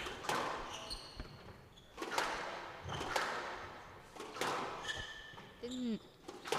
They both want more squash. It's been a while I've played on this glass court. Watching these girls play is really making me want to play. Yeah. Struggling with a little bit of a knee injury yourself at the moment, aren't you, Pfizer? Yes. It's getting... I think it's been better the last couple of days. Oh, that's a nice trickle burst there. I'm not sure it was intentional, but it did the job. I feel like the position the racket was in, it felt like she intended it, but, you know, you never know. Owain Taylor, University of Nottingham #1. Obviously backing my 3-love prediction as well. He's warming up. Ready for his game, last match on tonight. Have you seen Owain play Simon before? I have not seen Owain play Simon before. I've seen both of them play quite a few times though. I think it should be a really good match to watch. Owain, as the MC said earlier, just back from Bermuda, actually landed back in the UK at Heathrow 7 AM this morning. Oh, that's a tough one. But I've seen him play and he's been doing really well on the tour. He beat the #2 seed for the tournament in Bermuda, which is really good to see because whenever you're up against a seeded player, there's always, you know, that added that person is the seed, so it's probably good. He has, yeah, obviously basing himself in Nottingham, but from Wales. He's had a really exciting last month or so with a couple of 10Ks out in Canada, obviously then European teams, and then, like we said, just back from Bermuda this morning. As you alluded to, some great results, taking out Chris Hansen, world number 63. Yeah, so not just in terms of results, I think he would have learned a lot from those matches as well, and that's how you really grow as a player, from winning these tough matches, winning these games, and yeah. Absolutely, got himself into the The semi-finals of one of those 10Ks, losing out unfortunately to Nick Wall, the eventual winner. Yeah, that was really good performance there as well, and that's a stroke to Loughborough, unfortunately for Tinne, to lock the girls in at 5-all in this third game. this is really really exciting to see that it's gone to a close 5-all in the third. So Millie's still wanting it, still hunting for it. Absolutely. Well, she knows that Simon and Owen are going to have a really, really good game. Obviously, Simon actually the higher ranked player of the two at 110, Owen at 163, but I would say Owen definitely playing above his ranking right now. Simon's going to know that too. It's going to be a really great match, and Millie's looking to enable Simon to tie this match up for Loughborough overall. Obviously the University of Nottingham 2 live up at the moment, with 4 matches being played in total. Yeah, it's really good to see this game going to close tie at 5-all in the third game. Good for the crowd, good for your entertainment as well. Some good brutal rallies in there. Yeah, some really brutal squash. I've got a really These yummy girls taking chunks out of each other on the court, and that is very well put away. tight. It was tight. It was tight, it was short, and Millie with a visible display of frustration. It's one of my favorite shots, volley drop. That forehand side, you're very strong there. Yeah, I do feel comfortable taking a shot on the forehand more than my backhand. What about yours? What about you, Sam? Probably say the same. I'd say my forehand's been a little bit more consistent recently, but I'd say my own squash is quite positive. I quite like to take the ball in, but no one cares about me, Pfizer. So we'll get back to the game that we're watching. Not 100% sure what's happened there. Both the girls taking a quick breather. A little bit of contact, perhaps. Yeah. I think it hit Millie on the back swing, so... Oh, sorry, it hit Tinne on the back swing or something. Oh, we've got a replay, so let's see what's Action happened. replay. We've got a fantastic media team here with us tonight. I think a decision's being made, or is it being... Oh, just I'm not 100% sure what John gave there, actually. I didn't Yeah. actually hear him say anything. Both the girls waiting expectantly for a decision, and I have no idea what happened.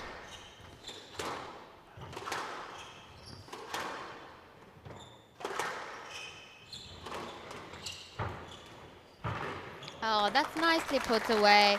She was there. She had she bent through it, and it was good. It was lovely backhand drop. Really, really good backhand drop, and Millie read it and was right up on it. Had to be excellent quality to win that rally, didn't it? But, John Mazzarella being uncharacteristically quiet. Normally likes to make sure he's heard. Haven't actually... not 100% sure of the score. Well, it looks like Tinne is really running away with it, actually. Yeah. From a really, really tight opening and midsection of the game, she's now got a 3-point lead.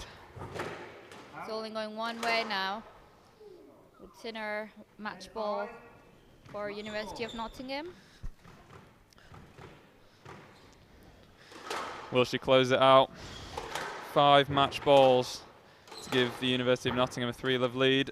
And that's 1 save for Millie. Really, really confidently taken in. Can't believe in those balls. Shoulder height, loose out there on the forehand side. Going to get picked off at this level. Yeah, absolutely. I feel like that's a stroke. Oh, he's been given a let. Yes, let there. Referee feeling that she's maybe a little bit too eager to stop. Just enough room to play that ball, he thought. Yeah, we like this. Oh, it's an out one. Ooh. Wasn't 100% sure about that one. Look, definitely was very close. Tinne needs to just take a deep breath, knuckle down here, make sure she stays focused. And that's what she's doing. She's pumping herself. Did a little bit of a hop. She still has 3 match balls here. She won't be panicking yet. Oh, and that's a loose shot from Millie, really well punished into the back of the court. Some truly fantastic squash from these two girls. Well, the eventual winner after a thrilling 3 games is Tinne Gilis for the University of Nottingham. And University of Nottingham leads three matches. 1 to go. And I would like to sign out now. That's it, folks. Pfizer's off. That's all you're getting from her. Some very, very exciting squash. And some really, really good squash from Millie Tomlinson as well, actually. I was very impressed with her game out there tonight. I think she really gave it her all, and it was good to see the kind of... What are you doing back here?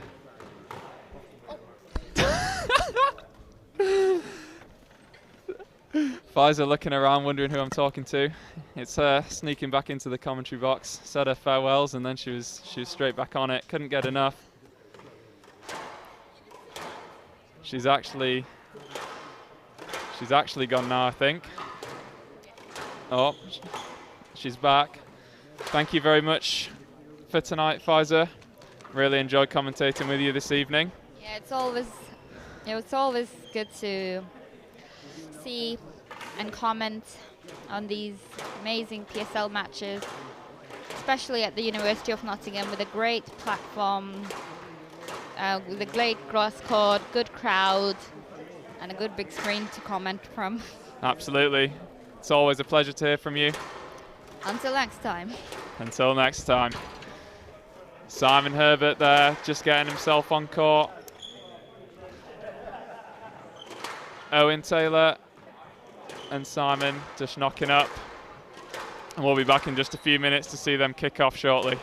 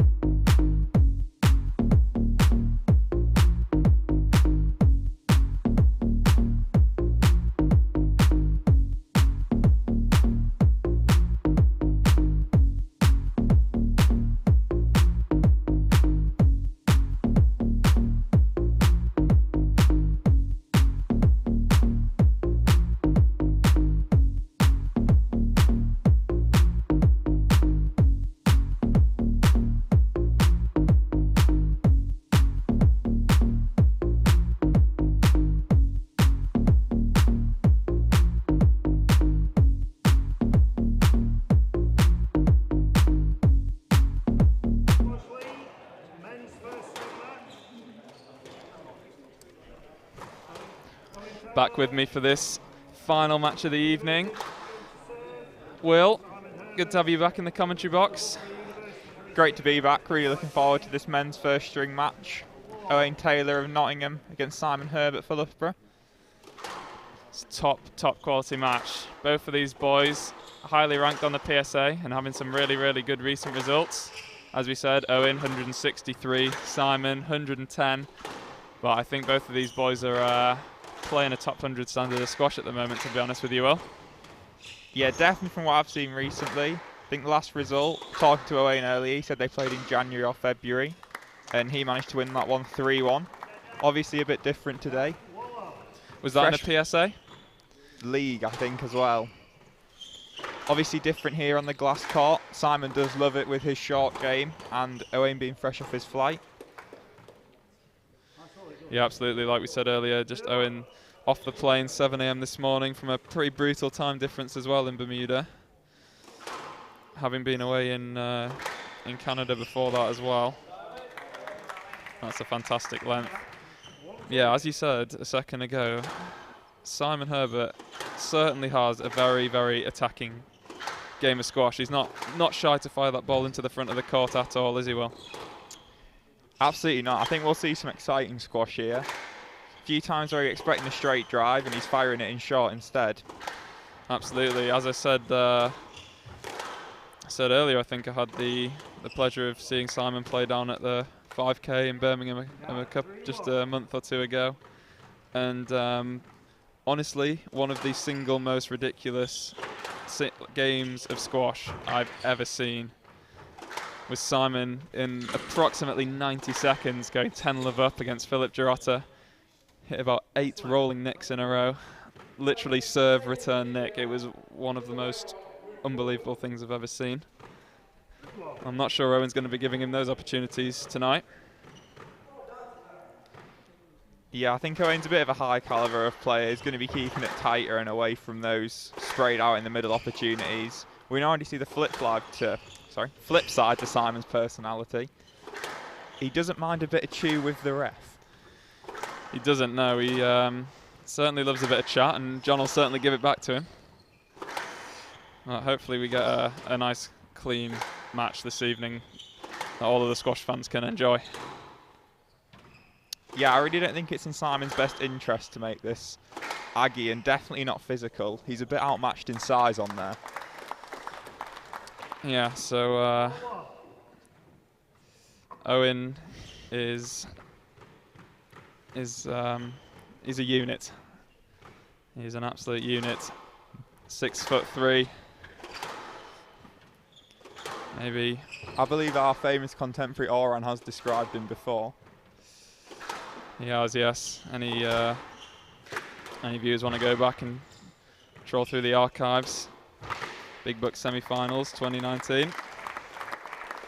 But Owain, he's an immovable object, and Simon is not an unstoppable force. So, as you said, maybe not in his best interest to make things super physical, but he's playing well here. He's got Owain on the ropes. A strong start for Loughborough. Pulling away to a quick 6-1 lead, Will. Yeah, it's evident. Simon really imposing his style of play here. Lots of short balls, 2-all bows, drop shots. Absolutely lethal on this glass court.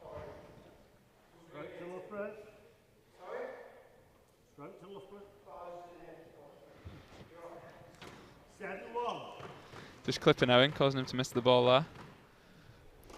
I'd like to give a little shout out to our friends and UN alumni, Oran Imla and Nick Harbour. I know they're massive fans of Simon, so they're probably watching him play right now. Hello, boys. I think, I'm not actually sure who they'll be supporting in this one, Will. Simon's ball just nicking the outer court line, and Owain getting the scoreboard rolling again. It'd be good to see him try and come back in this game, but that's quite a poor lob.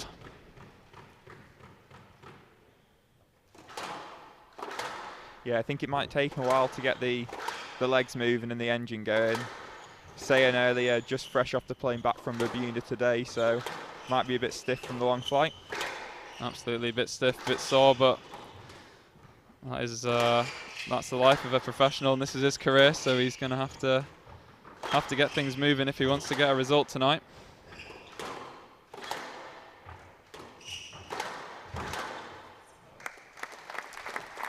I did actually try and get Tinne up here in the commentary box with you all for a short stint, but she politely declined. Shane, would have been all right to have a quick pre-match, post-match interview, very rather. Quite a strong performance there against Millie from her. It was, yeah. Were you down in the crowd watching that one? Yeah, just down on the seating, enjoying a bit of squash before I had to come back up here. Simon comfortable with his 7-point lead here, starting to go for a few exhibition shots in these rallies.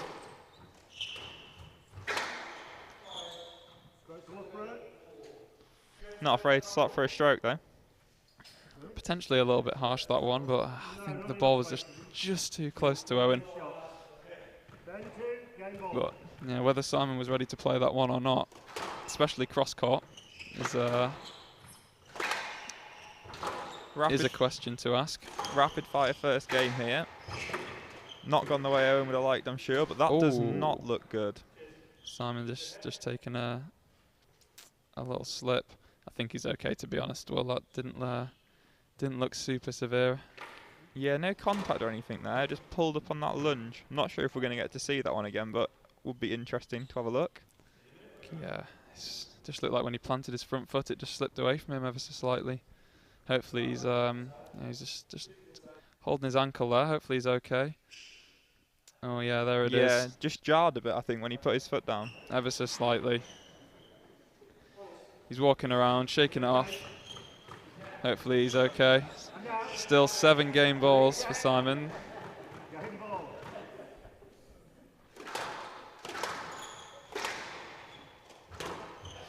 That is very, very well finished. It's the way to finish a game.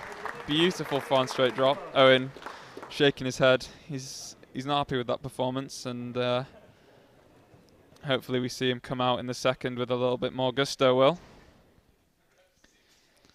Yeah, I did think Simon might be going for the cross-court nick off that return of serve after that ankle, but very slick finish into the front right with that drop shot after. Absolutely beautiful. Very well played.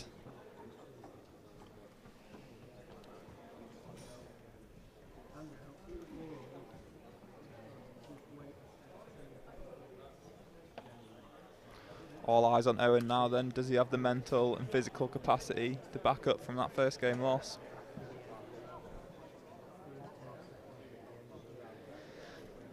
I think he does well. The thing I'm questioning is whether he wants it. Honestly, he's going to be upset with me for not getting behind him, but I think Simon might win this one. Nottingham with a healthy lead in this match, but I think maybe Owain's just gonna rest a little bit, and he might potentially let this one go. I think he does have what it takes to go out and beat Simon, as you say, getting a 3-1 victory in their most recent league meeting a few months ago. But Simon, all credit to Simon. Certainly Owain not throwing this game by any means. Simon playing some incredible squash in that game. He didn't let Owain get anywhere near him, did he? No, he just fired it in from start to finish and barely made an error. Absolutely. Hardly any unforced errors, and from the back of the court all the way to the front of the court, he just looked incredibly dominant in all areas, really. So it'll be interesting, as you say, to see how Owain comes out and responds. I really hope we see him firing and see him really dig in and get himself into this match. I think that all depends on the start of this game, to be honest, Will. If Simon pulls away early, I think Owain is not gonna look to really get himself back into it. But if he can stay with Simon and potentially even get himself a small lead, I think things could change entirely. Yeah, nothing like getting a few points on the board to G up the body a bit when it's feeling sore. Although I do think the story of this match is going to be how Simon plays. Absolutely, as we saw there, just an unforced error to give Owain the first point of this second game. backhand drop into the tin, but responding well, settling himself down. Fantastic cross-court length and width that Owain just couldn't quite dig out the back of the court.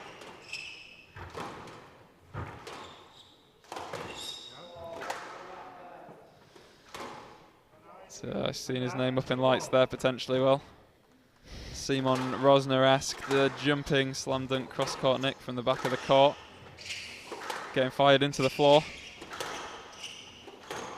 Not quite what he was hoping for.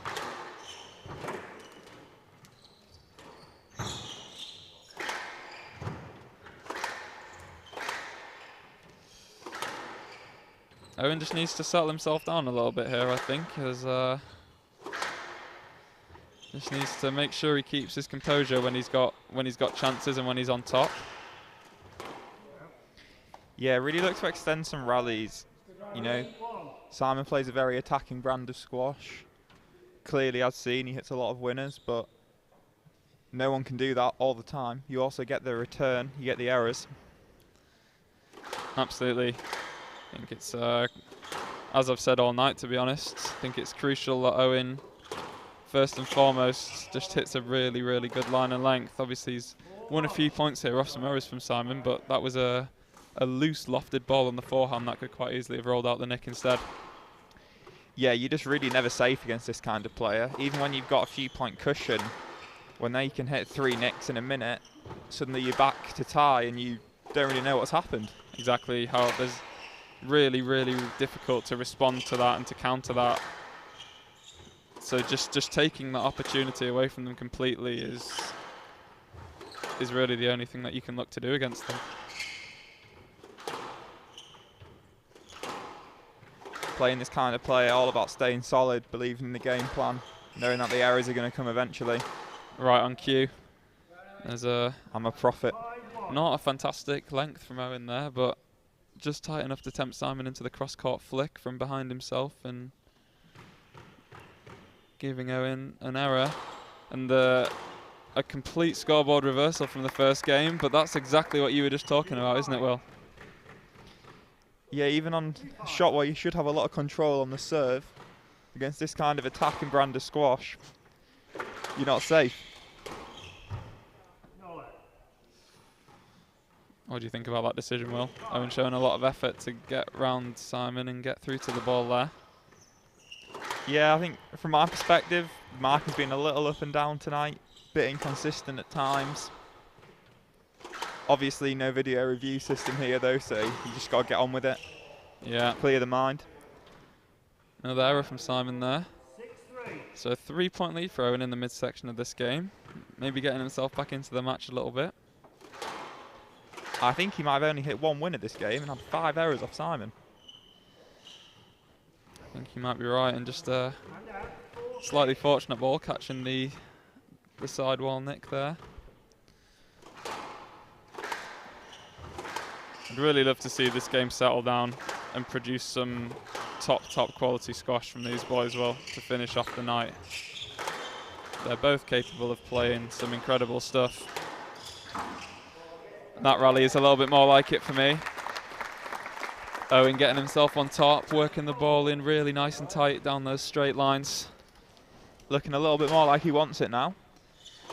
Absolutely. Simon just enabling Owain to get himself mentally into this match and really showing his frustration between points there. He knows he's given away 6 or 7 points this game in tins, and he's, my goodness, he's kind of just going all out. Someone needs to check that ball, I think.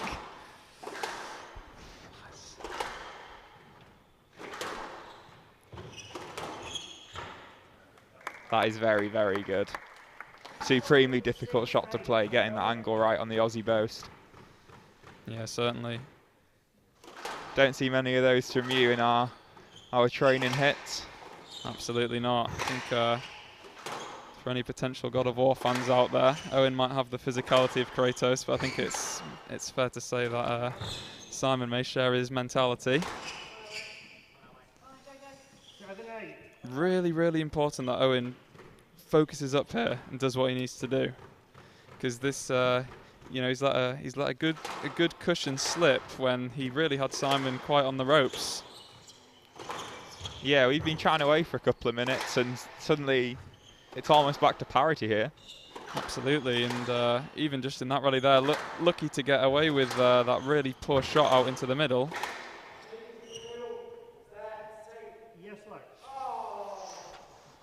Maybe that's the inconsistency that you've been talking about, Will. Owain with a broken string. What do you think about that? It's not a yes let is the main takeaway from that for me. It's the kind of situation where if you're there and ready to play it, it's a stroke, and if you're not, it's a no let. And for me, Simon was ready to hit that one. Maybe more of a stroke than a couple of the other balls we've had that were a similar scenario for me. I'd have to agree with you there. Quite a soft decision from the referee. No complaints from Owain though, keeping him in it. Absolutely not. So still leading by 1 point, Owain, as we come into the business end of this second game, 8-7. Or I should probably say Simon serving 7-8.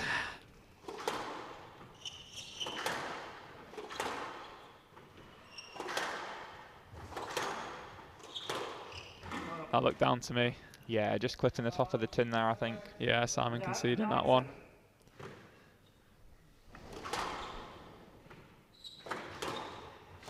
Really firing this ball in at every opportunity he gets, isn't he, Simon?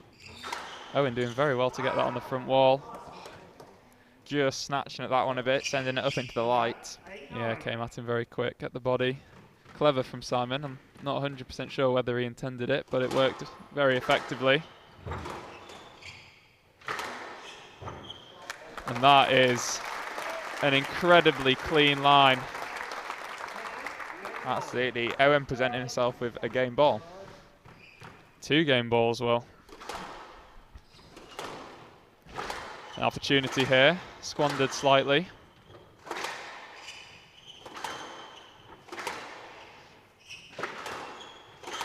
Tempo's up now, Will. Both of these boys are really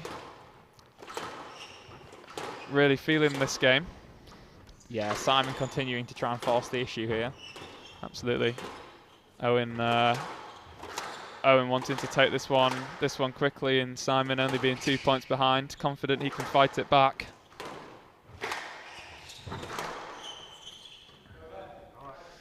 Nottingham's number 2, Adam Auckland behind us at the vending machine. What are you going for, Adam? Kinder chocolate, a good choice. Gotta get some calories in to recover from his match. Absolutely, some brutal stuff. Simon taking that one. Owain with a 1 game ball still to play with.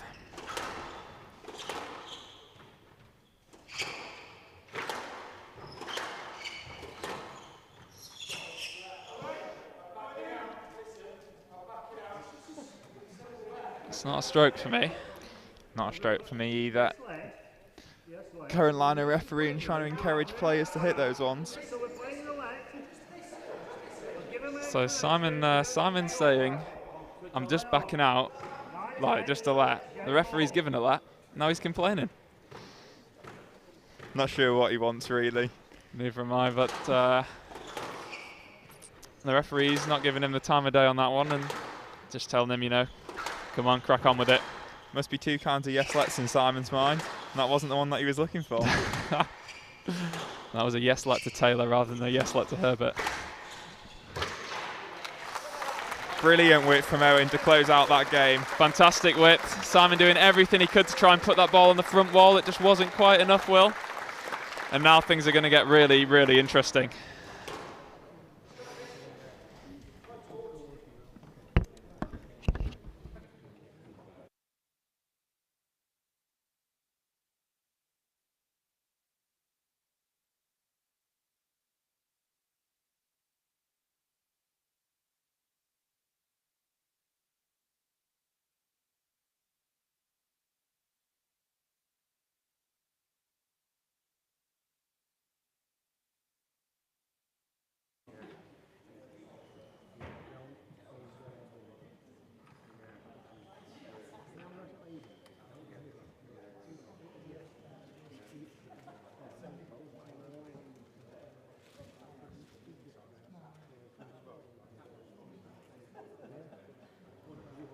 just about.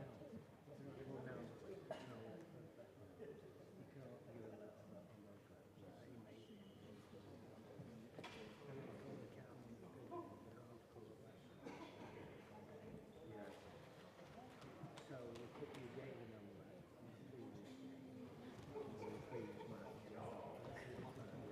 and we talked about going to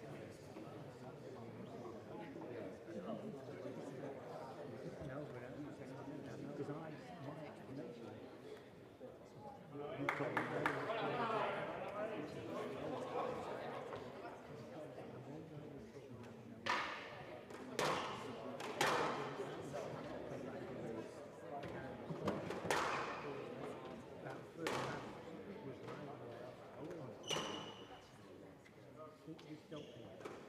remember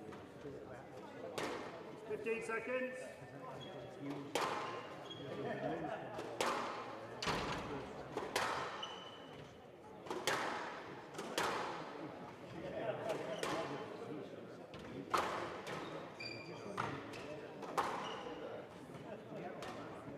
One game all.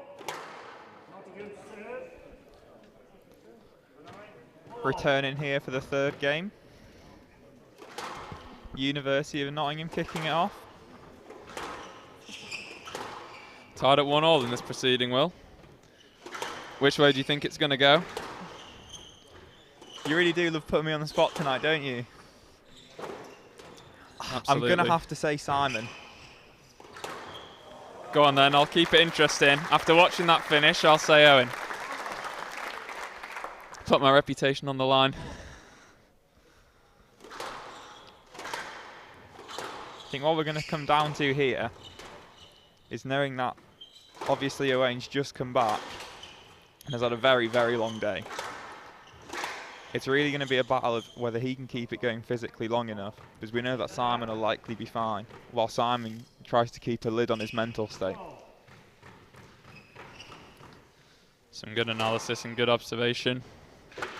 I just hope, regardless of the result, we get to see some of the standard of squash we saw at the back end of that second game. Well,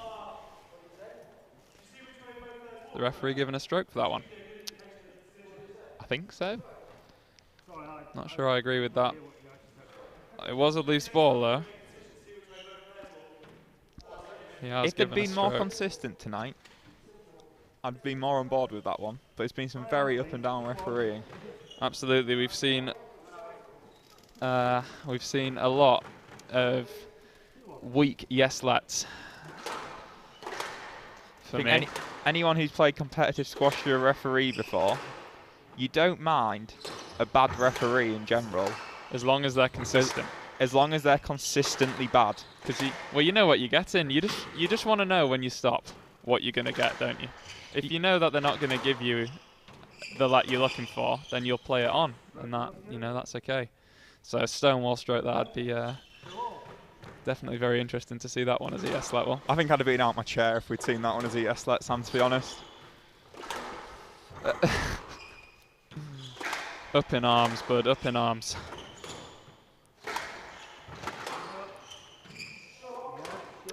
That was definitely downer for me. Don't know what you thought of that one, but those type of flat ones out the neck, as I said, are flat. Yeah, down for me. Well called from the referee. Owain bringing some fellow Welsh support in the crowd to cheer him on while he plays some good sponkin. Bronte Wright, another UON Nottingham student in the crowd tonight. She was actually just playing a little bit of Notts League for our student team, I believe. Well, she won, I think, when I went down to go and watch a little bit in between these PSL matches. Very good, getting the win and then coming to cheer on Owain. It's going to be surely a no let. Liquid sponkin', as I say in the valley, Sam, there. Liquid sponkin' indeed.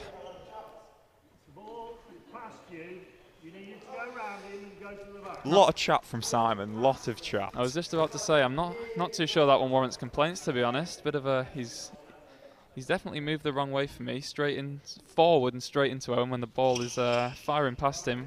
I think in a very tight line. I think the crucial advice in the modern game is, if you want a yes let, don't go the wrong way. The referees take a hard line on this one these days.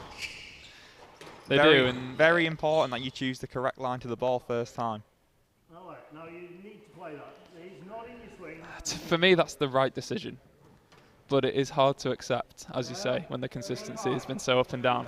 For me, if I'm refereeing that match, I'm giving an no-let there, and I'm wanting the player to play the ball. Owen's shown he can go around, shown he can get in the position. All he has to do is hit that. Bit of poetic justice, potentially, Will. Playing Simon at his own game. Beautiful drop shot off the returner serve, cutting that one right into the front left neck. Gorgeous. Gorgeous shot.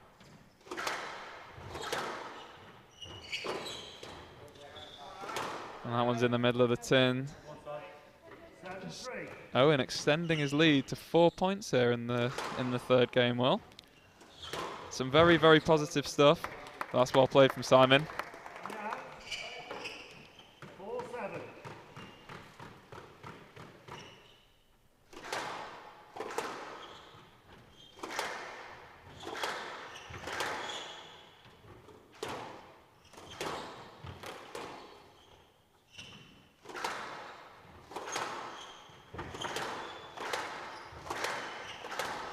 Bit more of a classic rally here. Simon opting to play a few more lengths. Obviously, commentators curse as soon as I say that. Firing that ball into the front. Fires the short one in twice in a row. It's tight from Owen. Well retrieved from Simon. Owen making him go the wrong way around there. Bit of a harsh no-let, I felt. I think the desperation of his ask there is almost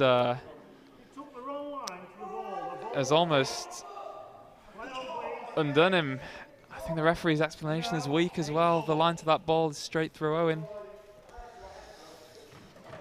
He's a bit of a unit. Like the line is often at least partially through him. Certainly there, I thought it was quite direct, and it was a bit harsh on Simon. It wasn't the best backhand volley drop I've seen him play by a long shot. No, a bit of fortune perhaps for Taylor here in this third game.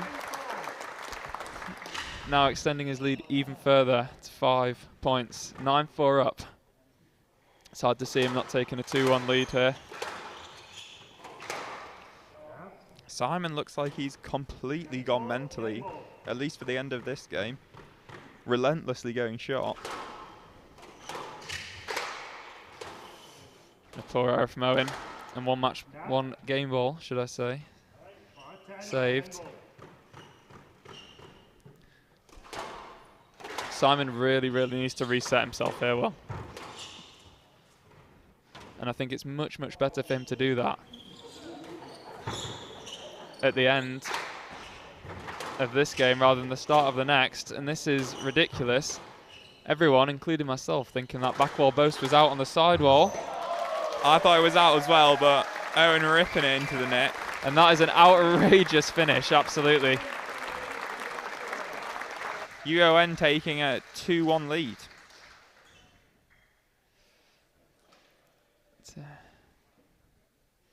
See a bit of that last rally again. Everyone, including Simon, thinking that ball's out. That's a ridiculous retrieval. And then wait for this finish. Fantastic lob. Oh, a Sal-esque Will, the way he's hit that so flat. Below his shoulder height as well. Hip height ripped into the cross-court neck. Nothing but liquid sponking. Fantastic stuff here, as we said, to give Nottingham a 2-1 lead in the final match of the evening.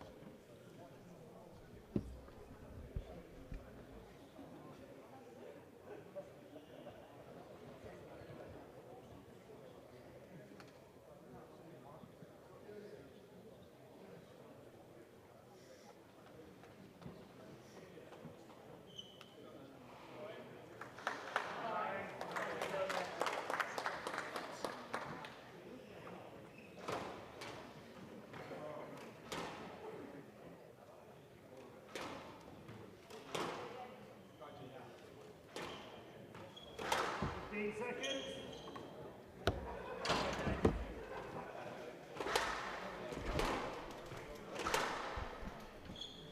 What do we think, Sam?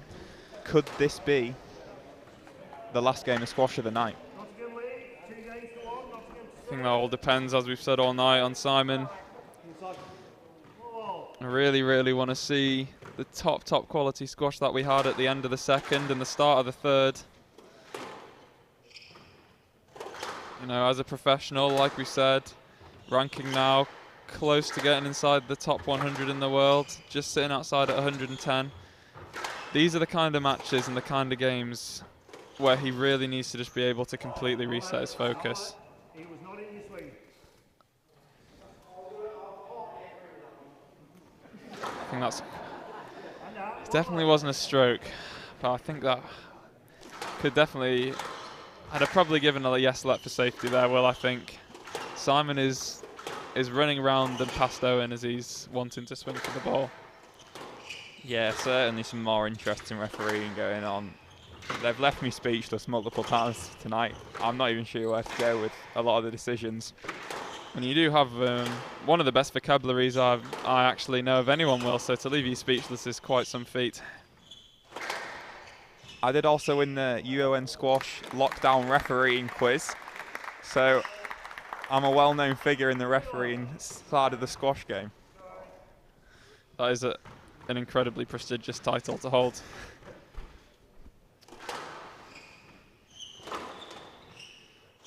So, maybe not how Simon expected to win these points, but I was about to say a 2-love lead, hopefully settling him down, but just lobbing the ball out of court there. Not under a great deal of pressure on that shot either, Will. No, it was a long way out as well. That was a good couple of metres above the out of court line. Certainly not the usual thing to see at this kind of standard. Going for that jumping slam dunk nick again. I feel like Owain has got himself into this match quite well after the first game. Really working Simon around the court now. Certainly woken from his slumber a bit. He was looking very lethargic in the first, but much more on his feet. Looking to hunt that volley across the short line. Absolutely, he's done well to get back to 2-all here quite quickly. Not much change from Simon. It's 1 to the back, 3 to the front still. Yeah. That's a no-let for me. I think that is probably the right decision, Will. Absolutely, should have been looking to go round the back and to the left of Owain to get that one, I thought. Yeah, Simon expecting maybe a tighter, shorter volley drop there, and Owain actually just accelerating his swing at the last second and punching it ever so slightly deeper. You know, you're just going to get no joy going into the back of Owain. The referees are looking for effort, but when you go into the back of someone that large and built, he ain't going to move, and it's going to look like you weren't trying.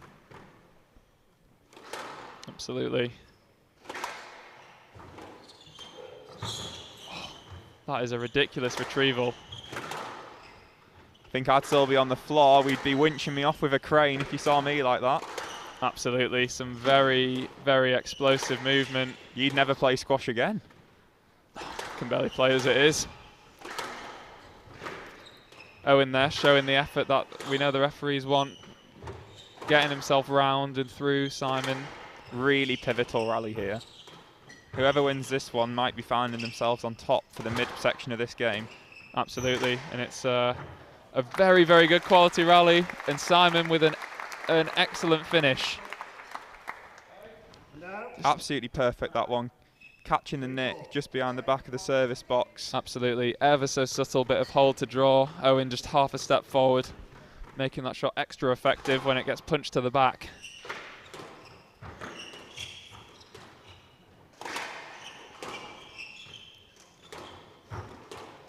Great to see the boys playing some of their best squash now tonight, Will.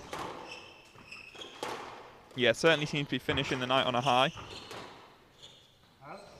Commentator's curse strikes me again. Not having the greatest night for that one today. It's unfortunate, but that lob again just clipping the out of court line.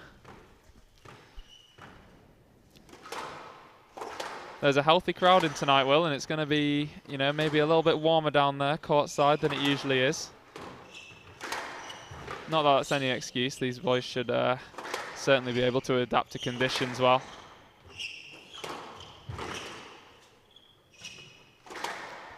I think the extra warmth tonight's certainly suiting Owain. Bit more of a slower move around the court than Simon usually, I'd say, and especially tonight. So having that bit more pop on the ball certainly helping his cause. Doesn't have quite the same explosivity on his last step. Simon really likes to throw that front leg out and land on the heel, doesn't he? And just let it almost slip away from him a little bit when he's flying into those front corners. Yeah, I think he's not sure if he's playing on a squash court or a clay tennis court, but he does love a slide. Does indeed. An unforced error again to give Owain a 2-point lead in the midsection of this crucial fourth game. I think we're starting to see a pattern develop throughout this match where there's a few good rallies, sometimes a bit of a situation happens, and a flurry of errors from Simon lets Owain take a bit of a lead each time. Absolutely, but when Simon is like focusing and playing well thought out squash, he's clawing that lead back, as we've seen here now, back at 6-all. If he could, if only he could do this consistently throughout the game, I think it would be he'd be a real tough contender for any pro out there on the tour. Well,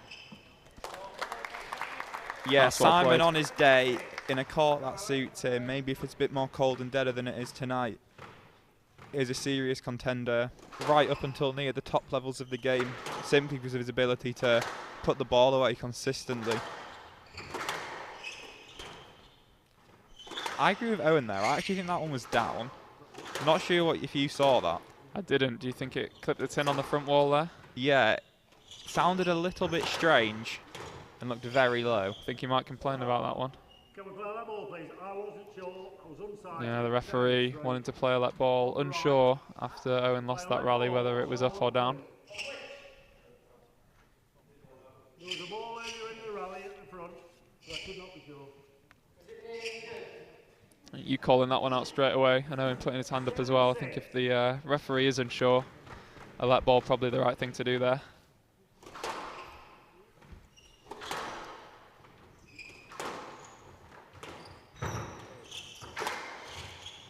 Oh, very clever. Yeah, hitting that ball down the middle, back at his opponent, backing away. No time or space for him to dodge out the way of that ball, is there? Yeah, Owain was just in Glasgow a couple of weeks ago playing the World Doubles. Obviously the down the middle, very much more prevalent on the wider doubles courts. I think he might have taken a bit of inspiration from that one. Saw his opportunity and took it to great effect. Simon didn't see that one at all. Certainly worked well. And now we're about to watch your analysis come back to light, Will, here with an unforced error from Simon. After maybe frustrating himself a little by allowing himself to get hit by that ball down the middle. Yeah, I could certainly do with my intergame analysis coming true, because the way it's looking, my second prediction of the night might be falling on its face. You've had a shocker really, Will, to be honest. Not sure if anyone's kept an error count on Simon anywhere, but I think we might be over 20 unforced errors this match. It's certainly been high. His winners, he's definitely hit more than Owain, but his unforced errors, as we say, also incredibly high for a player of his standard and for a match of this level of squash. You cannot hit the tin this many times. Yeah, certainly not as early in the rally as he's sometimes doing, like off the serve or only a few shots in. He should really be looking to have put a lot of work in Owain's legs. Absolutely. If I was Simon, I'd be backing myself physically tonight 100%. And the last thing I want is short, sharp, fast rallies. And essentially just giving away points, you know. Look at that ball there, just a standard safety-like decision. Can definitely understand Owain's point of view. Got given an no-let for a similar situation, albeit not quite the same.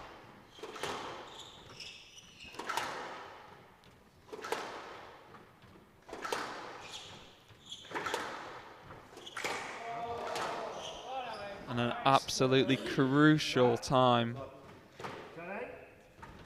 for Simon to make yet another error in this match, Will. Yeah, handing Owen a match ball here. 2 match balls. 2 match balls even. Huge turnaround from that first game that we saw. I really thought Owen was going to be down and out. Absolutely, but yeah, Owen conceding that. That was a pretty ridiculous straight drop, to be honest.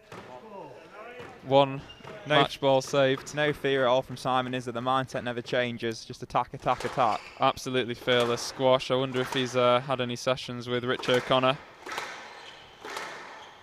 What are you thinking? Winner or error here from Simon on this point?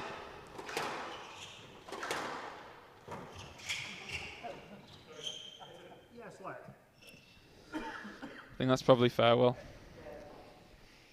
Maybe. I do think if it's on the backswing, it should stay consistent no matter what the score is, whether it's a game ball, match ball, or just love all in the first. Very true. Honestly, I didn't really see the contact myself. I wasn't sure where on the swing it was.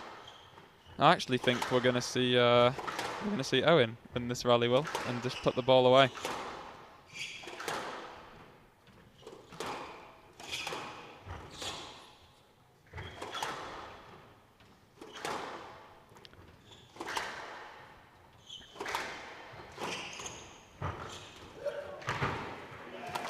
Yeah, you're right. Not a bad boast, but not quite good enough. Owen stepping forward with those long levers, punishing Simon with the counter drop, and taking the 4th match of the night, 3-1 for the University of Nottingham. An absolutely scintillating evening of squash, Will. Nottingham emerging victorious against Loughborough in this 4th round 2022 PSL Cup encounter. We saw Madina Zafar winning in 3 games. Adam also winning in 3 games. Tinne Gilis again winning in 3 games. And Owen finishing up the evening in 4 against a tough Simon Herbert, who looked very strong out the gate.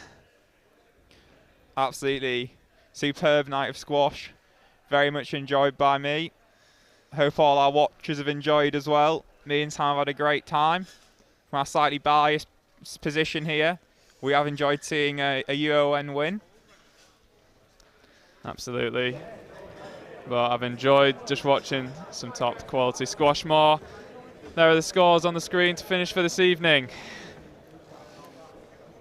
A great showing from Loughborough and a great evening of squash, but it's the University of Nottingham who emerged victorious.